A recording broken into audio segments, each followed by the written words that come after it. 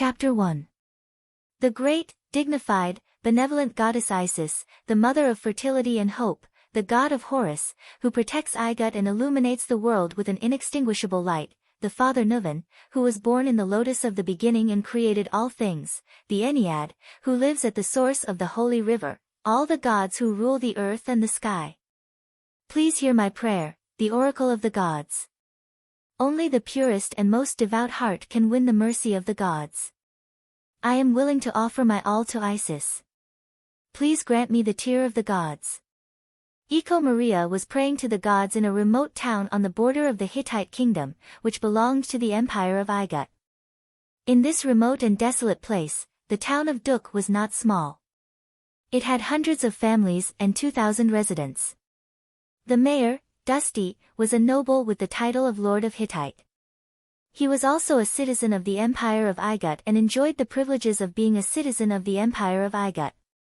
The reason why the mayor of such a remote town was so prominent was because of its special status. Duk belonged to the southernmost part of the territory of Saya, which belonged to the Hittite kingdom. Saya was famous for its three products, which were the most important commodities traded by the Hittite kingdom to the Empire of Igut: iron, parangons and cedar wood. Iron could be used to make the sharpest weapons, especially those refined by skilled craftsmen. Iron could be used to make armor and swords that were both sharp and tough. It was a symbol of strength, a weapon for guarding and plundering wealth. Many countries on the continent produced iron, but the output was still very limited. The production and trade of iron were strictly monopolized by the government. Hittite was the most famous iron. Although the iron output in Duk was not high, it produced very rare refined iron. Almost all the adults in the town were miners and blacksmiths. Cedar wood, produced in the western highlands of Hittite and in the mountains on both sides of the Euphrates River, was the best material for shipbuilding after being soaked in cold water, dried in the sun, dipped in oil and baked. Ships built with it could travel in lakes, rivers, and seas. Not only was it used by armies, but it was also necessary for merchants to travel between countries. The town of Duk did not produce cedar wood. Although there were many cedar trees in the east of the town, it was hard to imagine that a giant cedar tree could be cut down and transported from the mountains. The most important product of Duk was not fine iron, but parangons. Parangons were very rare on the continent. The Saya state of the Hittite kingdom was one of the major producers of parangons, and the town of Duk produced almost half of the parangons in the entire Saya state. Every country on the continent needed parangons, especially the noble priests of the shrines who had mastered the supreme divine incantations. Many commoners and slaves did not know what the god's stone was used for. They had only seen the god's stone embedded in the scepter of the priests or the armor and weapons of the noble warriors. It seemed to be a symbol of status, wealth, or divine power. The god's stone itself was the most expensive currency on the continent. One parangon was worth 20 times as much as the same weight of gold, and it was inseparable.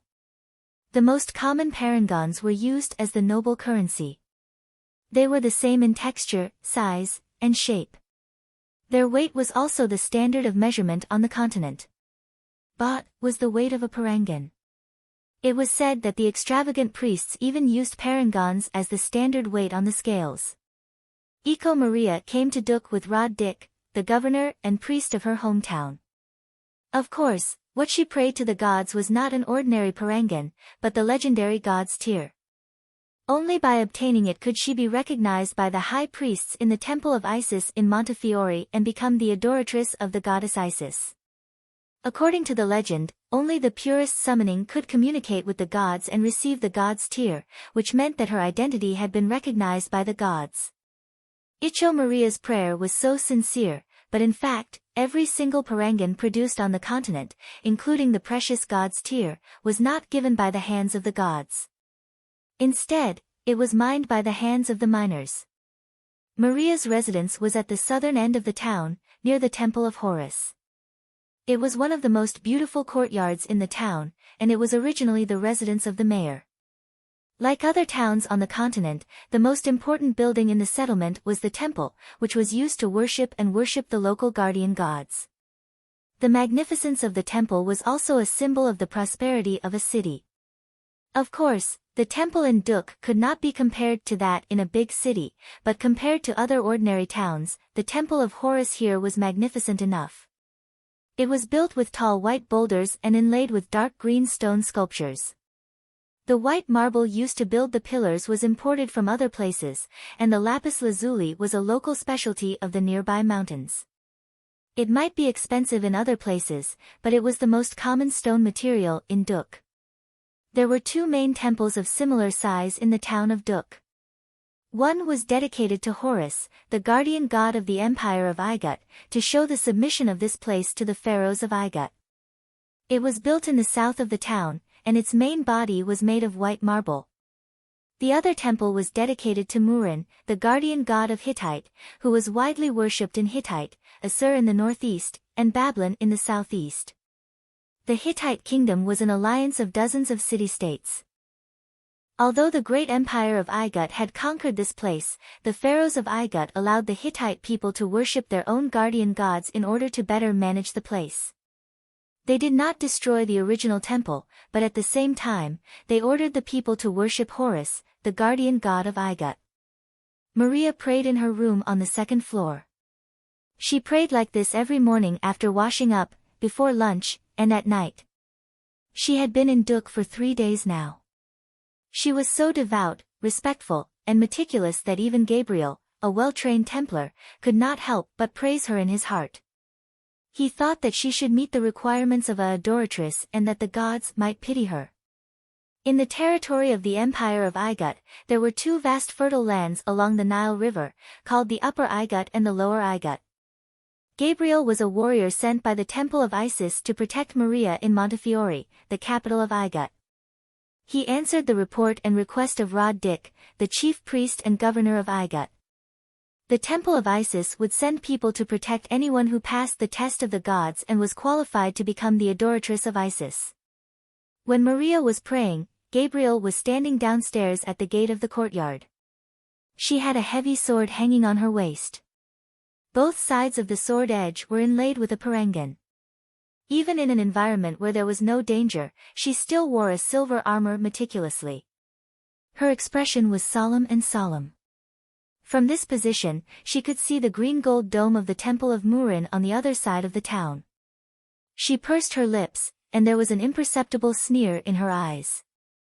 Obviously, the guardian warrior of the Temple of Isis did not like the god worshipped by the foreign races. However, the pharaohs of Igut had allowed the original temple to be preserved here, so she could not say anything. Her duty was only to protect Iko Maria. She did not have to care about other people's business. Gabriel's figure was slender and tall, sexy and muscular. Her face had the obvious characteristics of a different race in the north. Her skin was fair, her nose was straight, and her eyes were a mesmerizing blue. Her golden curly hair was draped over the silver armor, and her temperament was so gentle and firm. She was young and beautiful, but the children in the town who were playing and throwing stones at each other unconsciously stayed far away from the courtyard. They did not dare to play at the gate. When people saw her, perhaps the first thing they noticed was not that she was a very beautiful woman. Around her, there was an invisible sense of self-confidence, pride and majesty, as if it was full of power, without any restraint or concealment. Gabriel was the only guardian of the courtyard. The Temple of Isis had only sent her one warrior to protect Iko Maria, one of the candidates for the adoratress. But Gabriel also knew that in the Temple of Horus in the town of Duk not far away, there were 60 fully armed elite soldiers of Rodrik stationed there. Obviously, this Lord Rodrik did not believe that she could protect Maria by herself. Although the desert between Igut and Hittite was full of danger, it was a bit exaggerated to bring so many elite soldiers with her. Lord Rodrik did not say anything out of the good manners of a noble, but Gabriel could sense his dissatisfaction. Gabriel did not care at all. It was not only because of her manners, but also because of her noble pride. On the other side of the town, in a small building near the Temple of Murin, Rod Dik was holding a glass of wine and looking at the courtyard where Gabriel was staying through the window. His brown eyes were deep, as if he was thinking about something. It seemed that this temple warrior from Memphis was not used to hiding her power and always made her aura public. This was not surprising, as one of her duties was to promote the dignity of the gods. But for a hereditary noble like Rod Dick, this was not a good habit. People always needed to hide something. They could not expose all of their power to potential enemies. They only showed their real power when the time was right. The fight for power and wealth was always cruel. People needed to be prepared at all times, show the right amount of deterrence, and leave a trump card for emergencies. The Temple of Murin was not far from the small building he was staying in. Lord Roderick did not think there was anything wrong with it. People on this continent worshipped all kinds of gods, big and small. Some were the gods in the legends, and some were the guardian gods that the local people thought of themselves. The pharaoh of the Empire of Igut claimed to be the human incarnation and spokesperson of Horus, the son of the gods, and the king of the gods who ruled the upper and lower Igut. The traditional guardian god of the lower Igut was the goddess Isis, the mother of Horus. Her main temple was located in Montefiore, the capital of the lower Igut. Almost every country on the continent was ruled by a combination of monarchy and theocracy. The monarch was known as the spokesperson of the gods. The Temple of Isis in Montefiore was the most important power center of the lower Igut. This time, the Temple of Isis only sent one warrior to protect the candidate of the Adoratress of Cape. Lord Roderick was obviously dissatisfied. He felt that he and the state he represented were being looked down upon. Cape was located on the northeast border of the Empire of Igut, the closest place to Babylon and the Hittite kingdom. Outside the border was a vast and desolate desert, which could not be compared with other rich and fertile city-states. Its geographical location was very important, but it did not bring all the benefits to Cape. Once there was a war, Cape would be the first to bear the brunt of it. In the seemingly peaceful era, it was an important port for trade with the northwest countries, full of countless opportunities. Now the Hittite kingdom had surrendered to the Igut, but Lord Roderick vaguely heard that many lords of the city-states of Hittite were not reconciled to the fate of being a vassal and always wanted to unite and rebel secretly. It just so happened that the Temple of Isis was selecting the Adoratress. Of course, Dick hoped that the Adoratress would come from Cape, which not only represented the glory of the city-state, but also the power of the Temple of Isis and the whole of the lower Igut to protect Cape in case of conflict in the future. Dick certainly did not want anything to happen to Maria, so he brought his most elite guards with him. Such a force was obviously superfluous to protect one person across the desert. Of course, Dick had his own plans. He had become the governor and chief priest of Cape at a young age, holding the power of the state and the state. In addition to his prominent status, of course, he also relied on his own talent to maximize the benefits of one thing. The Temple of Isis only sent one person, which was good for Dick.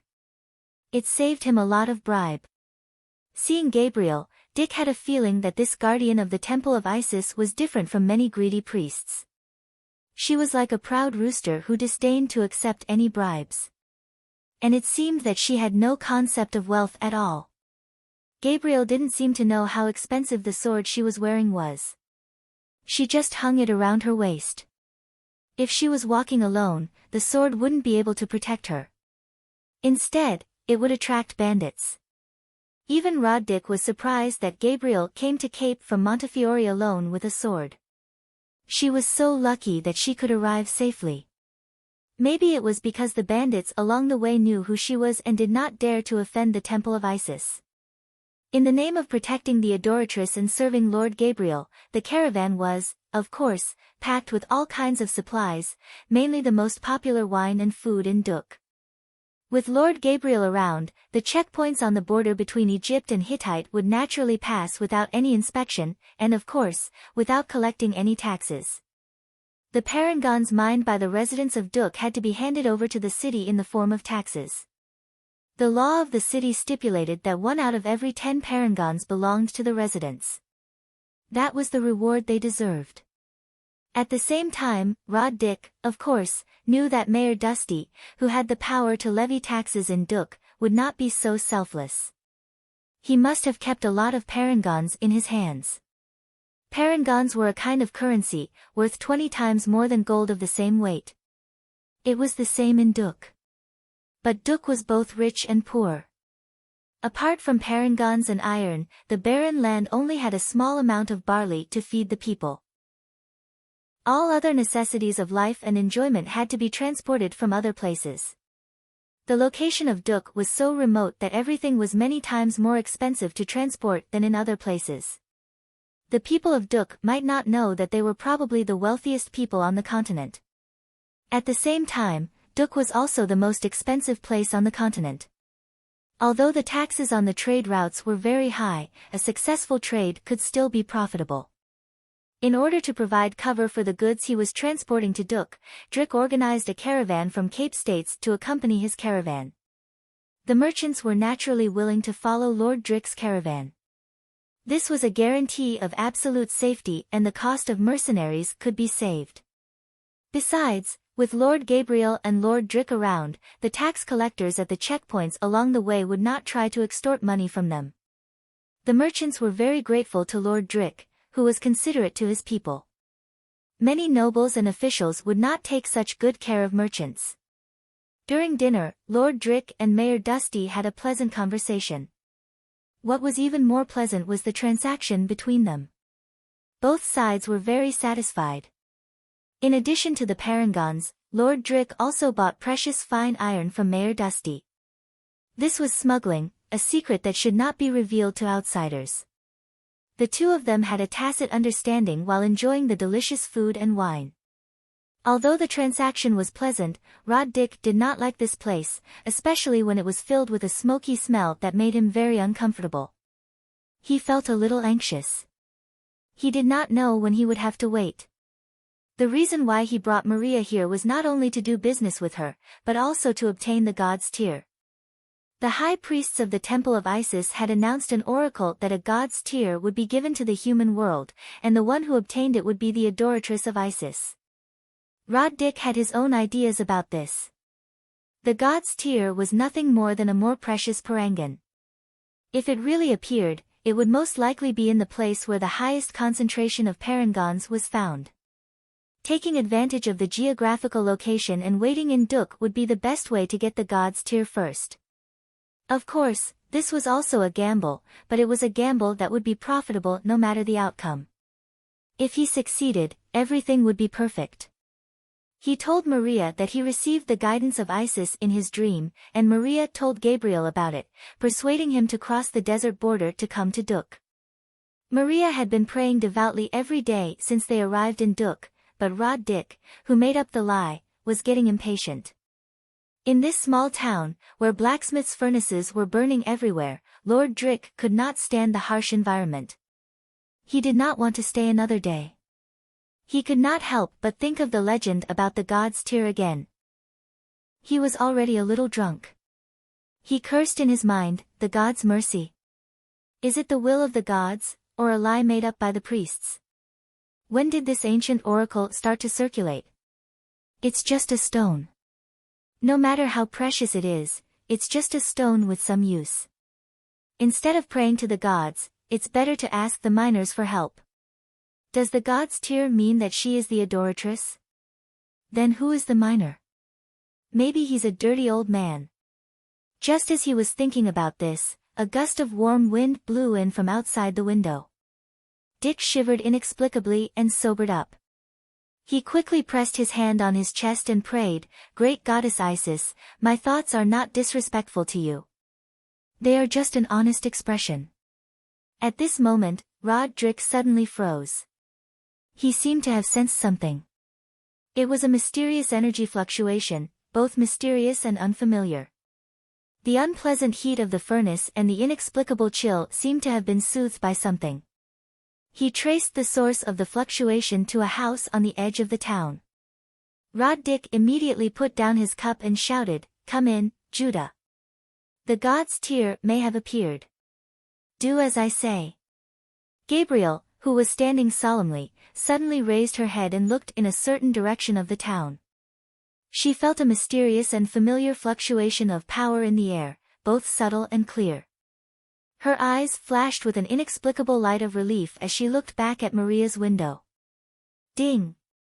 A crisp sound was heard, followed by a faint buzzing sound that echoed in the room for a long time. Aman was holding a heavy hammer and smashing it on a fist-sized round stone that was shining with a dark light. The iron hammer looked so heavy, bringing with it a sharp sound of wind as it fell, but when it fell on the surface of the stone, it became as light as a feather, only emitting a crisp, ding, sound. Aman's posture of holding the hammer was a little funny. His hands were placed in front of him, and his entire upper arm was attached to the handle of the hammer. He was not too tall. After all, he was only 14 years old and had not yet fully grown into a man. However, the muscles all over his body were very strong and sturdy. When he swung the sledgehammer, there seemed to be little snakes slithering on his bulging muscles. According to the rules of Duk since ancient times, a child of his age was not qualified to mine parangons by himself.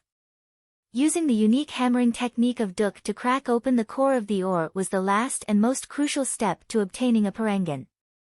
But today, he had to do it at home, because his father was drunk again. His hands were trembling and he could not control the hammer.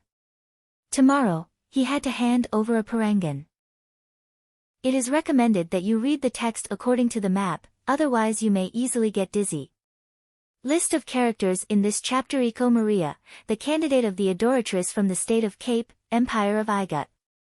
She may become the adoratress of the Temple of Isis in Montefiore. The Empire of Igut is divided into the Upper Igut and the Lower Igut. Montefiore is the capital of the Lower Igut. Dusty, mayor of the town of Duk. The town is located on the border of the Hittite kingdom of Saya. The Hittite kingdom is a vassal state of Igut. Rod Dik, mayor of the kingdom of Igut and Cape states. Gabriel, guardian of the temple of Isis in Montefiore. Aman, the son of a blacksmith in Duk. Background of the gods in this chapter: Horus, the main god and king worshipped by the people of Igut. The pharaohs of Igut are said to be the incarnation and spokesperson of Horus in the human world. Isis, the mother of Horus in the myths and legends, the patroness of the Lower Igut and the Holy Mother worshipped by the people of Igut. Murin, the goddess widely worshipped in the regions of Hittite, Assyria, and Babylon. The patroness of the people of Duk since ancient times. Chapter 2.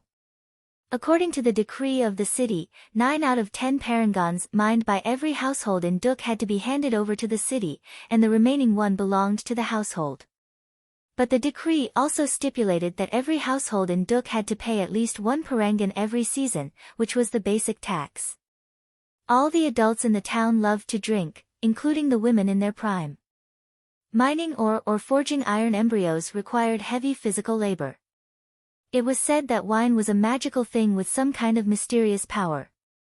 It seemed to relax the mind and relieve physical fatigue, but drinking too much was not always a good thing. Aman's father was addicted to wine, especially the fragrant and expensive wine. His hands had been trembling more and more violently in recent years. In addition to wine, the residents of Duk also loved all kinds of delicious meat. But except for the small flock of sheep they kept nearby and the occasional game they hunted in the mountains, most of the meat had to be shipped in from other places. Aman's father had exchanged his money for enjoyment, but he had not paid the parangon for the season's tax. Mayor Dusty, who was in charge of the tax collection and statistics of Duk, was usually a kind person. He did not push the miners too hard when they were in arrears. After all, mining parangons required not only hard work and skill, but also luck. Even if they were in arrears for a while, they could always pay up when they were lucky. Because of this, Mayor Dusty had been respected by the residents for a long time and lived a comfortable life. But 3 days ago, the mayor ordered that all the households in arrears must pay up within 3 days. All the households in the town had paid up within 3 days. Basically, everyone had a surplus for the rainy days, except for Aman's family. The mayor's order might have something to do with the Honorable Lord Igut who came to the town 3 days ago. Aman did not know the details, and it was not his place to ask. Aman's father exchanged the last parangon he had for wine when the caravan first arrived in the town. When the mayor gave the order, he realized that he had not yet paid the tax for the season, so he went to borrow from Crazy Old Nietzsche, but all he got was a mine door. Crazy Old assured Amon's father that there must be a parangon inside. Not all ores contained parangons, but parangons would only appear in such ores. His father's hands were trembling and he could not control the hammer, so he asked the 14-year-old Amon to try. According to the rules of Duk since ancient times, when a man reached the age of 16, he would receive the blessing of God in the temple of Murin. Only then would he be qualified to learn the unique craftsmanship passed down from generation to generation. Only when he had mastered the craftsmanship could he open the ore and take out the parangons by himself. Those who were not qualified could only do some auxiliary work, such as searching for ore cores in the mountains and mining them, cutting trees to make charcoal to provide fuel for the furnace, and so on. In the past 2 years, Amon's father felt that his physical strength was weakening faster and faster, and his hands were trembling more and more violently. If he waited for the day to come, it would be too late for Amon to take over his mining hammer. Therefore, he secretly taught his son the local mining skills in advance. After 2 years of practice, Amon had mastered the skills quite well, which surprised his father. Generally speaking, if a Duk boy wanted to master this unique way of controlling the power, he would have to start learning at the age of 16, and he would not be able to master it until he was 20. His father was surprised, but Amon was even more surprised, not because he was a fast learner. Didn't the priests say that only with the blessing and approval of the patron could one learn the unique skills of Duk? He did not go through that solemn and sacred ceremony. How did he awaken the legendary power? He did not ask his father, but asked Crazy Old Nietzsche. Crazy Old snorted and did not answer. But he also told him to keep it a secret and not to talk about it. When Amon swung the hammer at the ore core, his father was very nervous, and his hands were trembling uncontrollably. But Amon was calm and focused. His father thought it was the first time he had done this, but he did not know that Amon had done the same thing many times in Crazy Old's house. His father was not the only one who taught Amon in private. Crazy Old also taught him. Crazy Old often drank while watching Amon work for him. When the sledgehammer hit the ore core, not only did it control the force, but it also released a penetrating shockwave at the moment of contact. The shockwave entered the incomparably hard ore core, and the echoes of the shockwave lingered in the house for a long time. Then, countless fine cracks appeared on the surface of the ore core, which was harder than pig iron. The cracks continued to intertwine and spread, becoming densely packed. The ore core also gradually turned from a black color to a dull grayish-white. When the cracks spread to the extreme, the ore core naturally opened, or rather, scattered like fine sand. If one was lucky, a parangon would appear in the center of the gray sand. A parangon could not be taken out by brute force. It was very hard and could not be destroyed by ordinary force. But it was very fragile when it was still in the ore core. If one was not careful, it would turn into powder along with the ore core. All parangons were of the same shape and size, about the size of a cat's eye. It was a perfect dodecahedron. It had 30 sides, 20 corners, and 12 faces, each of which was a regular pentagon. It was said that in the far northwest of the continent, there was a sage named Tayate who once said that there were only 5 regular polyhedrons in the world, and the dodecahedron was the most special one. It was the outline of the world drawn by God, and it contained the mysterious information of the 5th element. It was the source and symbol of the mysterious power. The most common type of God's stone was colorless and transparent. Holding it in one's hand and looking at it from different angles, it would show various ever-changing pentagrams. It was so perfect, dazzling, and enchanting that it made people marvel at the wonders of the Creator. In addition to the colorless and transparent parangons, Amon knew that there were 4 other kinds of parangons. They were blue, red, black, and white. According to a distant sage, Empedocles, they symbolized the mysterious information of the 4 elements that made up the world: water, fire, earth, and air. Of course, Amon heard all this from Crazy Old. He did not know whether it was true or not, nor did he know whether those so-called sages really existed. Maybe it was all made up by Crazy Ole. Crazy Ole, Nietzsche, had another unorthodox theory about parangons. He said that they were the crystallization of the bones of the fallen gods, and could be called the bones of the gods. Ammon could not believe it. He once asked Crazy Ole, "Can the eternal gods also fall?" Crazy Ole asked him back. According to the legend, humans were created by the gods. Humans could die, so who created the gods? Why couldn't they fall? In the oldest legend, the area around Duk was the place where the gods fell in the ancient war. Crazy Ole also said that when he traveled the continent in his early years, he met a monk from the Far East who called parangons the Sarira of the earth. Ammon did not understand what that meant. Crazy Ole's messy beard was stained with bright red wine when he said this. Then he winked at Ammon and said, "There are many legends about the gods in the continent. The earth is the body of the ancient gods. Is there anything wrong with parangons being the bones of the gods?" Ammon could only take it as the drunken talk of Crazy Ole. But he did not dare to say that it was impossible. So he stopped thinking about it and focused on what he was doing. This was his best habit. Although Ammon did not know what parangons were, he knew the types of parangons. The 4 special parangons were much rarer than the ordinary ones. The probability of them being mined was only 1 out of several hundred. Ammon did not know how valuable they were. All the special parangons that appeared in Duk were taken away by the state as important tributes. But tonight, when the ore core turned into gray sand and scattered on the anvil, Ammon was stunned. The heavy hammer froze in the air. His father, who was watching from the side, was also stunned. His eyes were wide open and his mouth was wide open, but he forgot to close it. His hand that was holding the wine cup was still trembling, but he didn't realize that the wine had splashed on his clothes.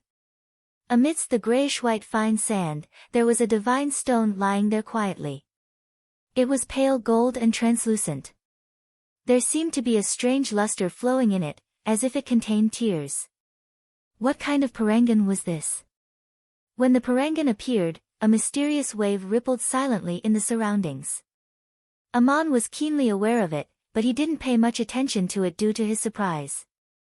His father, on the other hand, was completely stunned. Not long after, a polite voice outside the door brought the father and son back to reality. "Is anyone home?" "I am Faol Judah, the clerk of Lord Rod Dick, governor of Cape State of the great empire of Igut. I am here on the order of Lord Dick." Following the voice, the person who spoke had already pushed open the door, walked through the house into the backyard, and arrived at the door of the workshop. His voice sounded cultured, but his behavior was casual. He walked in without the permission of the owner. 2 heavily armed soldiers stood guard outside the door, and another 2 followed behind him on both sides. When Ammon came to his senses and turned to look at the door, Faol happened to have 1 foot over the threshold. He looked shocked and ecstatic. Faol was in his 30s. He was of medium height, brown skin, curly hair, and wore a linen robe. He was very clean. His lips were a little thin, and his eyes were a little narrow. He always had a thoughtful look. Only in front of honorable men like Rod Dick would he show such a look of concentration. But now, all he could see was the parangon shining with pale gold luster. Thank the great goddess Isis. Thank the gods for their mercy. May the light of God always shine on Igut and protect Cape States forever. While Ammon was puzzled, Faol had already stepped over the threshold. He put one hand on his forehead and the other on the ground as he knelt on one knee. The 2 soldiers outside the door also knelt on one knee with Lord Faol. They put their swords on the ground, and their armor clanged against each other. "Who are you? How can you come in like this?" Ammon asked hesitantly. Ammon's father had already put down his glass and stood up. He asked in a trembling voice, "Honorable sir, what kind of parangon is this? Why have I never seen it before? Great goddess Isis, please forgive this ignorant voice."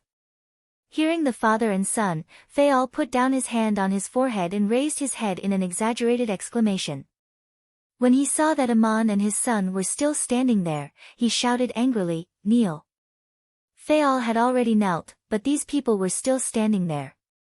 It looked as if Fayal was kneeling before them. How could they not be angry? Aman's father's lips moved, but he did not dare to say anything. He did not know whether he should kneel to the Parangan on the anvil or to the Honorable Sir in front of the door. He thought for a moment, then knelt before Fayal. Aman gently put the sledgehammer down beside the anvil and said as calmly as he could, "When you mine a Parangan, you have to stand to swing the hammer. Otherwise, how can you see it being taken out in one piece?" Then he copied Fayal's posture and knelt before the Parangan in front of him. He had realized that the Parangan they had mined today was extraordinary, and these people had come for it. When the father and son knelt, Fayal had already stood up. He had seen clearly that it was the child who had mined the god's tear. When Fayal came in, Aman had not put down the hammer in his hand. The sloppy old drunkard's hands were trembling. Obviously, he was not the one who had mined the Parangan. "My child, you have received the blessing of the goddess Isis and are lucky enough to welcome the god's tear to the world." "What is your name?" asked Fayal, looking at Aman. Aman realized that this Parangan was called the god's tear. It seemed that Crazy Ol was not completely wrong when he said that the Parangan was the remains of the gods. He answered respectfully, "My name is Aman. People here call me Aman." Aman had a full name, Allaha Mensumasaya Hova Montman. But it was his father who had given him this name, and only his father had mentioned it when he was a child. Even Aman himself did not remember it clearly. People in the town just called him Aman. His father had crossed the line by giving him such a name. Only a noble could have such a long list of names and write them out. It represented hereditary glory. Aman was neither a slave nor a noble. He was just an ordinary citizen of Duk. Giving him such a name was just a self-consolation for his drunkard father's illusionary glory. The long list of titles was not his family's lineage. His father made them up when he was drunk, so even Aman himself wouldn't mention them. Fayal looked at Aman and nodded with satisfaction. His expression became solemn. "My name is Fayal Judah. I come from the empire of Igut, Cape States, which rules the Hittite kingdom. I am the chief clerk of Lord Drick." Lord Drick received a prophecy from the great goddess Isis in his dream. The adoratress of the temple of Isis was blessed by the gods and bestowed with a god's tear. This is the place where the god's tear will descend. Fayal cleared his throat and looked at Aman. He did not see any reaction from the boy. Perhaps he was already in a daze. He cleared his throat and continued, "Aman, under the benevolent gaze of Isis, you are fortunate enough to receive the god's tear. Thank you for your gift. It will belong to the adoratress of Isis. The goddess will remember your name. These are bestowed upon you by the generous Lord Roddick." Fayal took out a bag and put it on the anvil. He picked up the god's tear and put it in a golden box he carried with him. Then he turned and walked out. Aman's father saw him. He wanted to stop him but did not dare to make a sound. When Aman stood up, Fayal was already gone. Two warriors followed closely behind him to protect him. The hilts of their swords clanged against their armor. Aman realized that it was useless to chase after him. The strange Parangan, which he had never seen before, was taken away by the uninvited guest as soon as it was mined, leaving only a bag of money. But the man said, "Thank you for your gift," as if Aman had voluntarily given him the Parangan. Aman was angry and unwilling. He remembered that his father still had to pay the Parangan tomorrow. The strange Parangan could have been used to complete the task, but now it had been taken away. Then he remembered that the Parangan was taken away by Lord Drick. If the mayor wanted to pursue the matter, he should go to Lord Drick. Their family had paid their taxes. Many thoughts flashed through his mind. But one thing that did not occur to Aman was that Fayal's action would reveal the fact that he had learned the Duk mining skills without permission. Chapter 3. Judah was in a good mood. Roderick rewarded the craftsman with 30 gold coins, each of which weighed 1 baht. They were heavy in a bag. And what he put on the boy's anvil were 30 silver coins, about the same size as gold coins, but each of them weighed only half a baht, and were worth only 1½ gold coins. The rest were all his. But Lord Jewel was not afraid that Roderick would reproach him. The noble Lord Dick would not deign to stand in front of the fire in this dirty and humble miner's house. It was a great honor for the family to have sent him, the clerk. He had done what Lord Dick had told him to do and was lucky enough to get the God's tear. Lord Dick would only be pleasantly surprised and would even reward him. He wouldn't pursue such trivial matters. He knew Lord Dick too well. This was the first time Judah had seen the God's tear. He had never even heard of it before. Roderick told him that it looked like a pale gold, translucent parangan. He saw it in Amon's house and got it. The house reeked of wine and the fire. Judah did not want to stay a moment longer. He left as soon as he got the God's tear. Judah was very curious about the legendary symbol of the God's mercy. He almost wanted to hold it in his hand and see what was so special about it. He even wanted to put it in his purse, but he dared not. He could only respectfully and carefully hold the golden box that contained the God's tear. Judah left. After a while, Amon also left. He went to see Crazy Ole. Amon was still a boy. He felt wronged, but he could not say anything to his drunk father. Listening to Crazy Ole's rambling was a way to relax and comfort him. He stayed in Crazy Ole's house for about an hour. Then he quietly went to the west side of the town. To the west of the town of Duk, there was a stretch of hills covered with strange black rocks. Closer to the hills, there were a few grassy slopes where a small number of sheep could be grazed. Farther away, it became more dangerous. The strange rocks were not tall, but they were strange, like a dense forest of demons. The shrubs growing on them looked like messy human hair. The shrubs were no taller than 2 people, but their branches were very hard. They had to be cut down with good knives and axes. The charcoal made from the shrubs was the best fuel for smelting iron. This area was called the charcoal forest. It was on the road from Duk to Saya. Saya's post road also passed through this forest. Except for the post roads that were guarded by soldiers of the city every 30 miles, people rarely entered the depths of the charcoal forest. The strange and complex shrubs and rocks could completely block the view within a short distance, and it looked as if it was full of mysterious dangers.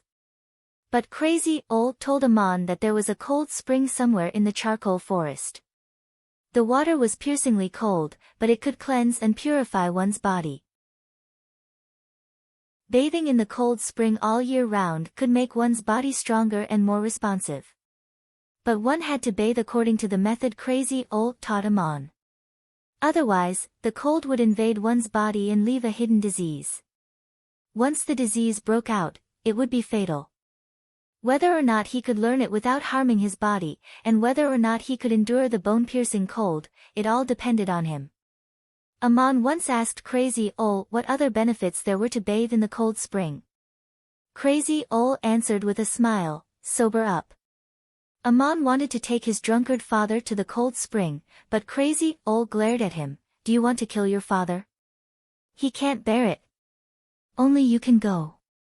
Don't tell anyone." So Amon went to the bath alone. Every time he went to the bath, it was in the middle of the night under the bright moonlight.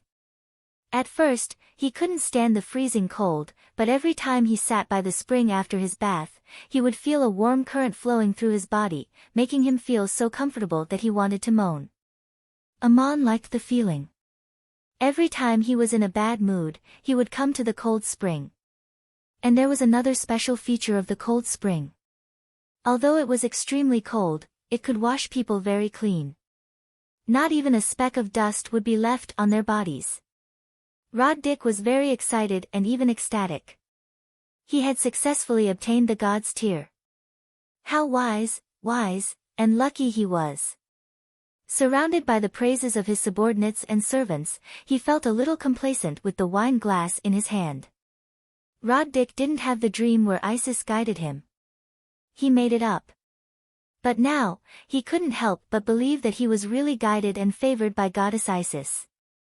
The first thing he did when he got the god's tear was to kneel down and pray, praising the great goddess. Then he rewarded Judah with 3 parangons and sent a generous gift to Mayor Dusty. Mayor Dusty must have known why he had to give such a heavy gift to express his gratitude. Judah did as he was told. When the god's tear first appeared, he took it away on the spot in the name of offering it to goddess Isis. This would save him a lot of trouble. Once such an important thing was extracted, it would be very difficult to get it back if it was handed over to Saya according to the local rules. Although Dick might get it with the right threats, there was no guarantee that he would get it. Of course, there were people in the Hittite kingdom who wanted the god's tear. Even in the empire of Igut, Iko Maria was not the only candidate for the adoratress. It was a competition of interests. But how could the lowly miner who mined the god's tear reject Roddick's noble will and offer it to the goddess Isis? Everything seemed to be logical. As for Mayor Dusty, Roddick would certainly make it up to him. He could not afford to lose this friend in the future. As for who the miner was and what did he get, Roddick did not worry about it anymore. He had asked Judah to do it. He generously gave him 30 gold coins, and Judah did it. That was enough. The human heart was such a strange thing. Not long ago, Roddick was drinking and complaining that it was better to pray to the miner than to pray to the gods. Now that he had really gotten the god's tear, he forgot about the miners who had mined the god's tear. He could not help but think that he had really been blessed by the gods, so he prayed to the goddess Isis with sincerity. Roddick did not keep the god's tear for himself. He immediately sent it to Gabriel. He knew that there must be many people who wanted to get the god's tear. The most important thing was to get the approval of the temple of Isis as soon as possible. He planned to leave Duk the next day. He did not want any more trouble. Unexpectedly, Gabriel told him that Iko Maria was ill. She had to rest in the town for at least another 3 days. She could not travel through the desert immediately. Early the next morning, the people in the town had just woken up. Smoke drifted over the houses. Then they heard the bell of the temple of Murin in the north of the town. It was the signal to summon all the people in the town. Surrounded by 4 servants, Mayor Dusty, who was enjoying a sumptuous breakfast, was annoyed by the ringing of the bell. Who was disturbing his comfort and leisure? There were only 2 people in Duk who were qualified to ring the bell of the temple of Murin. Dusty was the chief priest of the town and the nominal high priest of the temple of Murin. But the one in charge of the specific affairs of the temple was the priest Marco Roberto Shog. Shog was also the clerk of the town and the temple. He was responsible for writing and recording the taxes paid by the townspeople and the property offered to the temple every year. The status of a clerk was higher than that of an ordinary civilian. He could be regarded as a low-ranking noble. Shog was also the priest of the temple, so his status was more distinguished than that of a clerk. He was the second most important person in the town. Do not underestimate a clerk, because he could read and write. Whether in Hittite or Igut, only nobles could learn how to read. The chief clerk of Roddick, Faal Judah, was almost on the same level as the nobles of the Hittite kingdom like Mayor Dusty, even though he was just an advisor. Dusty was just a small town. It could not and did not need so many nobles and officials. Mayor Dusty did not want too many people to share the power here. So the simpler things were, the better. According to the laws of the city, a clerk was a must, and so was a priest who presided over the affairs of the temple. So Shog could serve as both. Moreover, Dusty knew that the Lord of Saya liked Shog. To be more precise, he had been bribed by Shog. What was even funnier was that since the construction of the Temple of Horus, in order to save manpower and centralize power, Mayor Dusty was still the high priest of the temple. The priest and clerk who presided over the affairs of the Temple of Horus was still Shog. Mayor Dusty changed into a luxurious coat and was the last to arrive at the square in front of the Temple of Murin with his servants. People had already formed a large circle. Amon and his father stood at the front of the crowd with their heads bowed. Shog was facing the crowd on the high steps of the temple. The crowd made way for Dusty. As he walked, he shouted unhappily, "Shog, why did you ring the bell so early in the morning? Lord Dick is still in town. Aren't you afraid of disturbing the honorable guest?" Shog hurried down the steps and bowed to Dusty. "Dear Oracle, my lord, someone has blasphemed our patron, the great Murin." Then he lowered his voice and said, "Mayor, you still don't know. Someone in town has mined a legendary god's tear, but he didn't hand it in. Instead, he offered it to Lord Dick. You know, even if it's a tribute, it should be you or me." Dusty quickly interrupted him in a low voice. "Shog, don't mention it. Lord Dick wants the god's tear. He's in town. Can you or I stop him? But we didn't hand it in as the rule. If someone comes after us, who will be responsible? The miners who mined it voluntarily offered it to the goddess Isis, and Lord Dick is the witness. It saves us a lot of trouble. Don't worry, Lord Dick's gift will be delivered to your house tonight. You won't be disappointed. Anything else?" Shog was stunned for a second, then he nodded humbly. "Got it. We'll do as you say. But there's one more thing we have to deal with. Someone has violated the dignity of the goddess." The people in the square only saw Shog and Lord Dusty whispering to each other. Then Shog turned around and raised his voice. "Amon, the miner's son, violated the oracle of Duk. He opened the mine and took out a parangan without Murin's permission and blessing. I verified it last night. His father admitted it himself. Lord Dusty is here. What do you think we should do with him?" Dusty frowned but didn't say anything. He could only pretend to be dignified. He was disgusted by Shog's actions, but he couldn't do anything to stop it. When it came to blasphemy, everyone had to be careful. He couldn't let Shog get anything on him. Besides, this was indeed the rule of Duk. It was related to the dignity of the patron. He thought to himself, what is this Shog trying to do with this? Is he after me? Shog looked at Amon like a cold eagle looking at a trembling rabbit.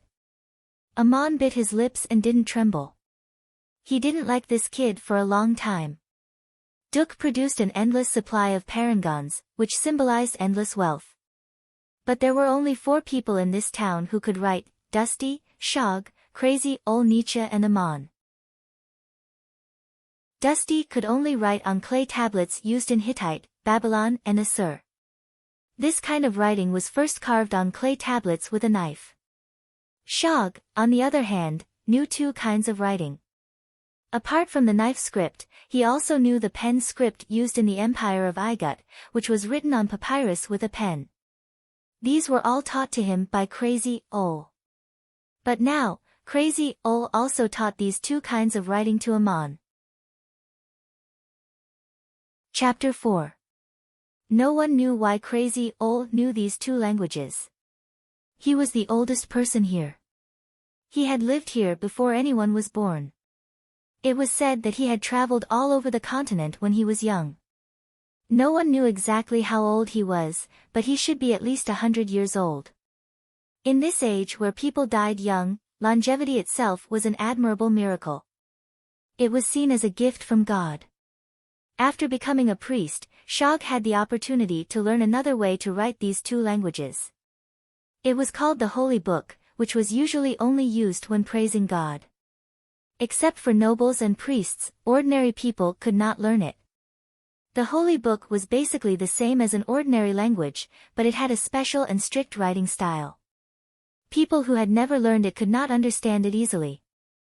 It was said that it had a mysterious power that could communicate with the gods. In the eyes of civilians and slaves, any language was mysterious and represented some kind of awe-inspiring symbol or message. Duk needed a clerk, and so did the shrines. Here, Shog was the only one in charge. But things had changed in the last 2 years. Crazy old taught Amon how to write these two languages. When he was drunk, he told the mayor, "There are actually 3 clerical positions in our town. Unfortunately, there are too few people who know how to write. It's not suitable for the shrines of Murin and Horus to have one person as a priest, let alone a clerk at the same time. Amon is a child blessed by God. He has learned how to write, both with a sword and with a pen. I can guarantee that he will be the best clerk in the future, and also an excellent priest." What displeased Shog the most was that Mayor Dusty did not object at that time. He even said with a smile, "Oh, then Amon is really a child blessed by God. When he grows up, he will be an excellent clerk." Shog felt as if he was bitten by a poisonous snake. Every time he thought that one day, his power and wealth would be taken away by the son of a dirty drunkard, he could not sleep well. Today, there was another more important reason why he wanted to punish Amon in public. It made his teeth itch. The legend of the god's tear was not unique to the empire of Igut.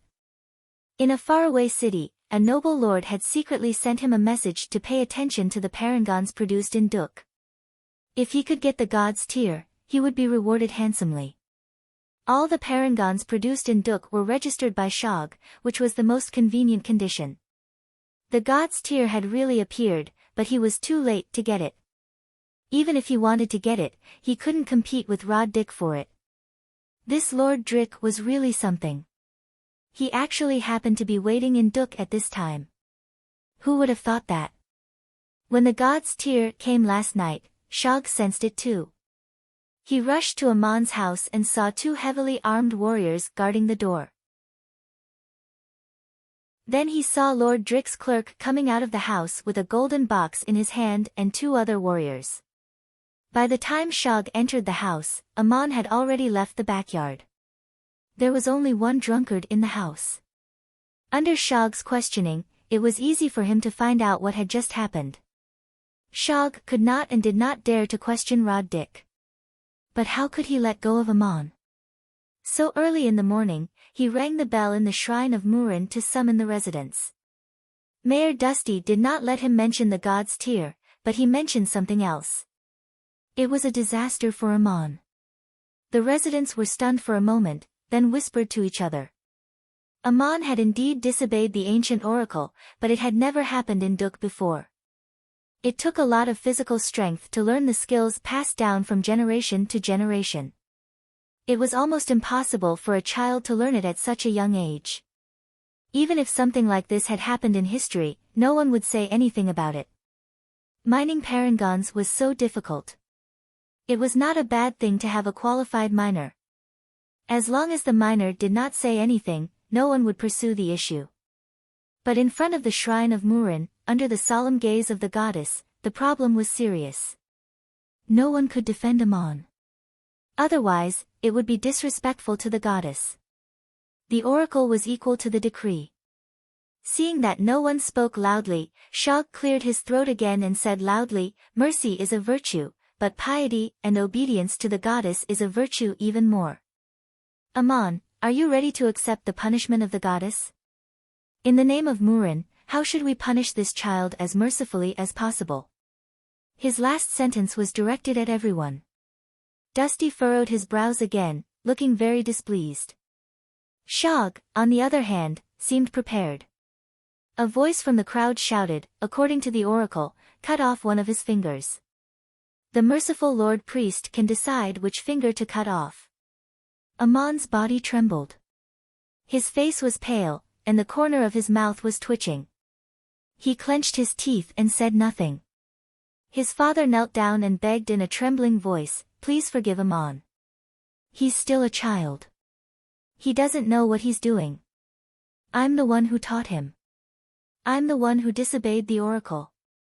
I should be the one to be punished." Many people in the crowd echoed in a low voice, "Yes, Lord Shog, please forgive that ignorant child. As atonement, let him mine more parangons and offer them to the goddess." Shog did not seem to hear these voices. He raised his hands to calm the crowd down. Then he looked at Aman in a calm and indifferent tone and asked, Aman, did you understand the oracle of the patron when you were learning the mining skills? Although you are a child, as a resident of Duk, you should have understood it since you were a child. As he spoke, he thought to himself, which finger of Aman should I cut off? Mayor Dusty coughed softly. He felt that he should say something. But at this moment, a voice from outside the crowd shouted, whose ignorance is it? Priest, you have forgotten the oracle. This lucky child did not violate it. Everyone was startled. Shog looked up and saw a young man walking through the crowd. He was in his early 20s, wearing a clean white robe and a crown of fresh twigs on his head. Shog had seen this man before. He was not a resident of Duk. He came here with Rod Dick a few days ago. He was one of Lord Drick's most respected advisors. It was said that he was a wandering sage from far away on the continent. His name was Aristotle. Mayor Dusty asked, Mr. Aristotle, what brings you here? What is Lord Drick's order? Aristotle smiled and nodded, I'm here to do something for Lord Drick. I happen to see what happened to this child. May I ask this priest a few questions, dear Mayor? Dusty nodded politely, go ahead, Mr. Aristotle. Shog was puzzled. He did not know what this young man wanted to ask him. He did not know why this man was defending Aman, and how. Aristotle nodded to the mayor with a smile, then turned to Shog and asked calmly, Lord Priest, in the name of the goddess in the temple behind you, answer me seriously. According to the oracle passed down from generation to generation, only with the approval and blessing of the guardian goddess can one learn the unique mining skills of this place. Am I right? Shog nodded solemnly. Yes, sir. I answer you in the name of the goddess. It is absolutely true. Aristotle nodded again and asked, this child has learned the skill you mentioned. Is it true? Shog nodded subconsciously, yes, it is true. Aristotle did not wait for him to say more. He continued loudly, then this child has received the approval and blessing of the goddess, hasn't he? Shog was a little confused. He retorted loudly, no, he has violated the oracle. That's why he has to be punished. Aristotle snorted coldly and still retorted loudly, no, the one who has forgotten the true spirit of the oracle is you, Lord Priest. Only with the approval and blessing of the goddess can one learn this skill. This is the oracle. Without the approval and blessing of the goddess, one cannot learn it. But this child has learned it. This is enough to prove that he has the approval and blessing of the goddess. If you want to deny this, Lord Priest, you are denying the oracle. This time, not only Shog was confused, but all the onlookers were also confused. The miners of Duk had been working with sledgehammers and stoves for generations. How could they have seen the debating skills of a sage from the distant continent? Shog was speechless. He did not know how to answer. Some people said that the shrine was the most unreasonable place, because the oracle was the law and could not be refuted. But at the same time, under the gaze of the gods, it was also the most important place to be reasonable. One had to be respectful and careful. Every word had to express faith and respect for the gods. Aristotle saw the puzzled faces of the onlookers. He smiled and raised his hand to point at Shog. He said, all men have life and death. This is the will of God. This is the major premise. Obviously, he is a man. This is the minor premise. So he will die. This is the conclusion. Don't you understand? Then he pointed at Aman and said, only with the approval and blessing of the goddess can one learn the skill you mentioned. This is the oracle. This is the major premise. Obviously, this child has learned the skill. This is the minor premise. So he has already received the approval and blessing of the goddess. This is the conclusion. Is there anything wrong with it? Do you understand? With such an explanation, it was very easy to understand. Many people showed an expression of sudden realization and nodded their heads one after another. Some were even more confused. They felt that there was something wrong with Aristotle's words, but they could not tell what it was. Shog's face gradually turned the color of pig liver. Mayor Dusty's expression was a bit funny. He seemed to want to laugh but was holding it back. But he has not experienced the ceremony of approval and blessing of the gods. This is against the rules. Shog finally shouted out, but there was a trace of weakness in his voice. No, Amon has received the approval and blessing of Murin. The one who is detested and warned by the goddess is the priest of this town, Lord Shog. This, I can prove. As he spoke, Crazy Ol waved his staff in front of him and walked to the front of the crowd. Crazy Ol was very old. His hair and beard were gray and messy. He walked unsteadily, but he did not look weak. Instead, he looked like a child learning to walk. His staff was dark brown with messy golden stripes. He did not lean on the ground to support his body, but waved it in his hand. Nietzsche passed by Aristotle and looked back at the young sage with a complicated look of admiration, scrutiny, and interrogation. Then he turned to stand in front of Shog, side by side with Amon. He pointed with his staff and said, 3 years ago, I received an oracle from Murin in a dream. She blessed Amon and allowed him to learn the skills of Duk. This child's skill was not taught by his father, but by me. Shog took a step back and asked, how can you prove it? Crazy Ol laughed and pointed at Shog's nose with his staff, Lord Priest, what has blinded your soul? Please pray and repent before the goddess, because God has proved it. Didn't you hear what this gentleman said?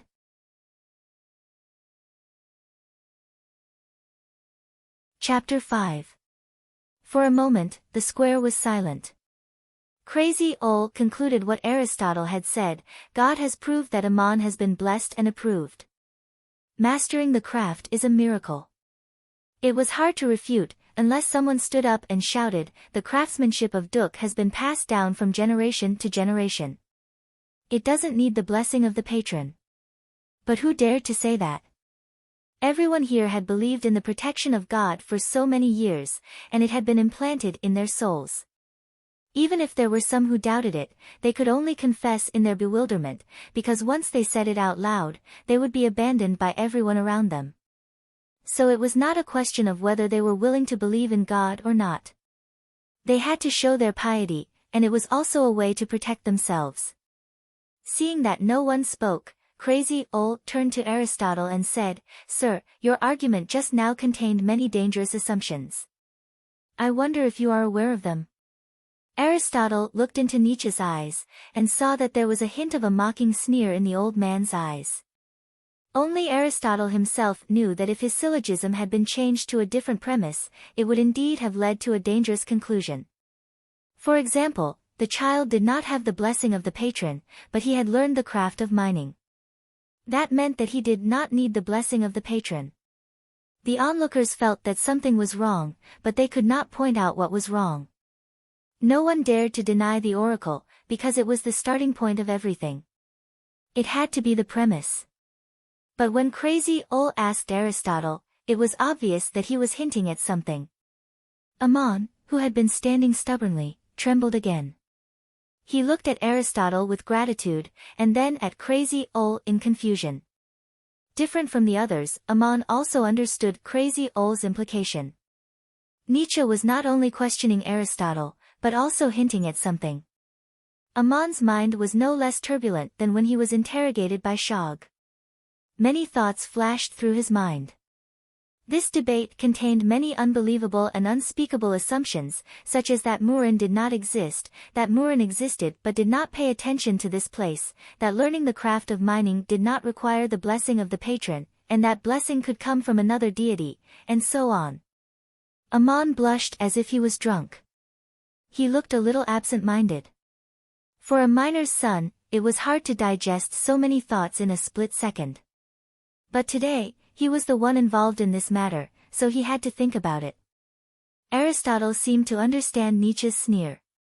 He put his hand on his chest and smiled, I did not disrespect any deity. Devotion to the deities comes from our hearts, not from our desires. People should be devout in their beliefs, but the existence of the deities cannot be changed by someone's will. He cleverly avoided the interrogation. Crazy Ol did not continue to pester him. He turned around and said coldly to Shog, "There is only one explanation for this. Priest, your behavior is detrimental to the glory of Murin. The goddess did not bless Amon through you. We all know that the glory of the goddess is eternal, but the loyalty of priests must be tested. Mayor, what do you think? Since everyone is here, how should we deal with this priest?" Shog's face turned pale. Cold sweat trickled down from his forehead, and his legs trembled. He never thought that the situation would take such a turn. He was the one being interrogated. Crazy Ol was questioning whether he was still qualified to be a priest. From the look in Crazy Ol's eyes, he clearly read one word: coldness. But Mayor Dusty did not say a word. He just watched the scene with cold eyes. Shog had been in the high position in Duk for too long. He had gradually forgotten how he got his position in the first place. It was all thanks to Crazy Ol's help. Crazy Ol once said, "You are a straightforward man, and very smart. More importantly, you are very real in the secular world.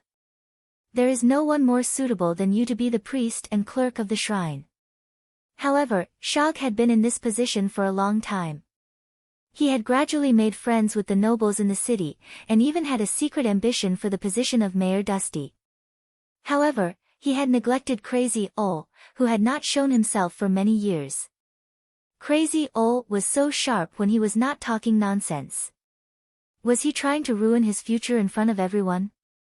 Just like how he helped him get this position in the first place. Shog took a step back and said loudly, "Oh, Mr. Nietzsche, it seems that this is all a misunderstanding. I didn't know that you had received the oracle of the great Murin in your dream. This is rare, but it has happened before. According to the records, before there was a shrine in Duk, it was Murin who directly blessed the earliest craftsmen in the town and taught us the skills that have been passed down from generation to generation. Amon, he is a child blessed by the goddess." Shog hurriedly threw out the records in the book. This was also an ancient legend of Duk, explaining the origin of the craftsman's skills. Later, people built the magnificent shrine according to this legend. But that was many, many years ago. It was not important to punish Amon now. Shog's first priority was to protect himself. Mayor Dusty finally spoke. He nodded with a faint smile, "Yes, there is such a record in the book. Mr. Aristotle, you just said that you are here to do something for Lord Roderick. What is it? Don't let our quarrel delay you." The mayor obviously wanted to interrupt. Aristotle answered, "Miss Maria, no, Lord Maria is not well, and her servant happens to be ill. We need to find a servant to serve Lord Maria. The servant must be able to do heavy work. It will take about 3 days." Dusty was a little puzzled. He wondered why Roddick needed a servant in town when he had so many attendants.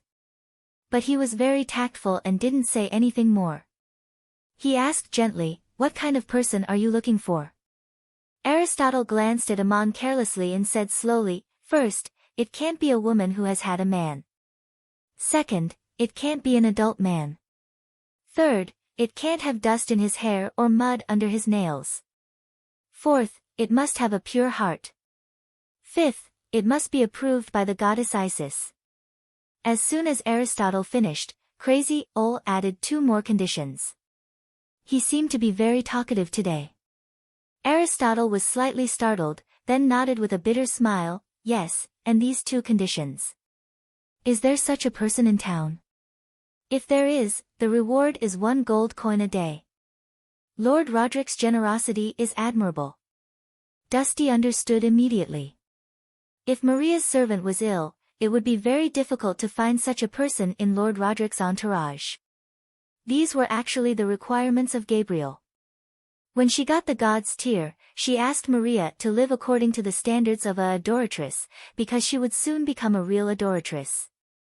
Gabriel had put forward 5 conditions, but Aristotle only mentioned the first 3. For the residents of Duk, the last two conditions did not make any difference. But Crazy Ol casually filled in the gaps.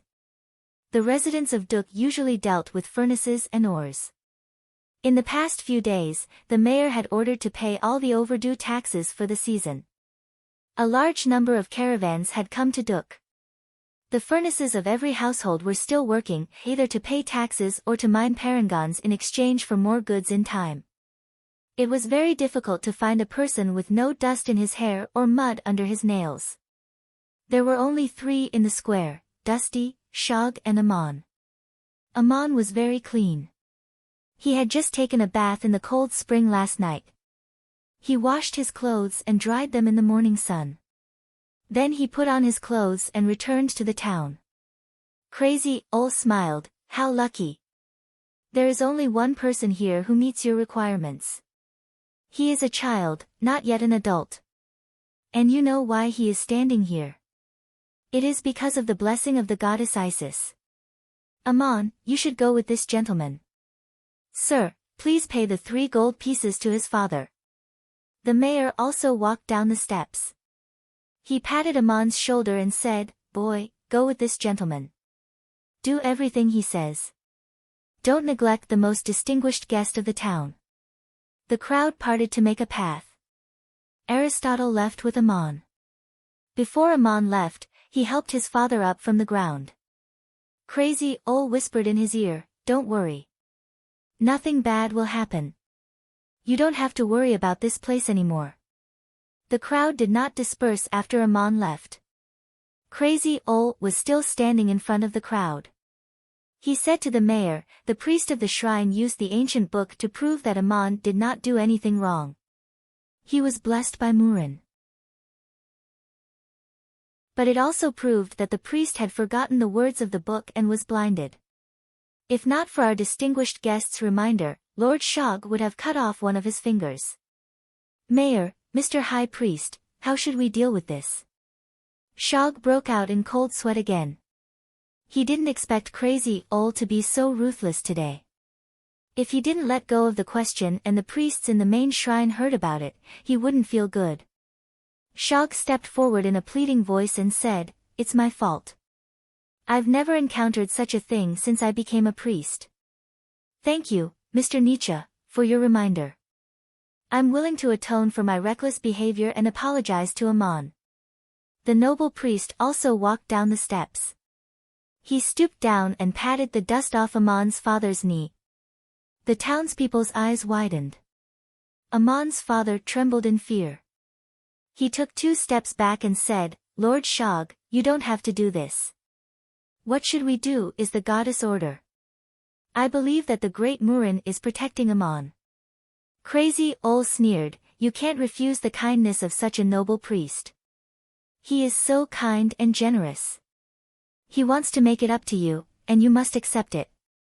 Mayor, I suggest that Lord Shog pay the tax for the family this year." Shog stood up straight and nodded, "Okay, no problem." His tone was generous because the old drunkard mined the least parangons in the town. Usually, it was only 4 parangons for the basic tax. But then he frowned. It occurred to him that the old drunkard was not the only one who could mine parangons. Amon was obviously a good one. If they mined a lot of parangons in the coming year, he would have to pay 9 parangons for every 10 parangons. That would be a huge expense. But under such circumstances, Shog had no choice but to agree. Mayor Dusty nodded, "Then it's over. I'll record what happened in the name of the mayor. But it's just a record. I won't report it as a blasphemy incident to the shrine of the city. Well, it's all over now. You can go now." Mayor Dusty wanted to make a record. He stated that he would not report it, but the implication was that he could report it. Shog, as a priest of the temple, had disobeyed the oracle, and there were witnesses to the incident. Mayor Dusty also vaguely knew that Shog had been trying to make friends with the lords of the city in the past 2 years. He wanted to take over the mayor's position. But now was not the time to fall out with him. After all, he could not find a better person to help him deal with the town's affairs. It was better to give him a proper warning.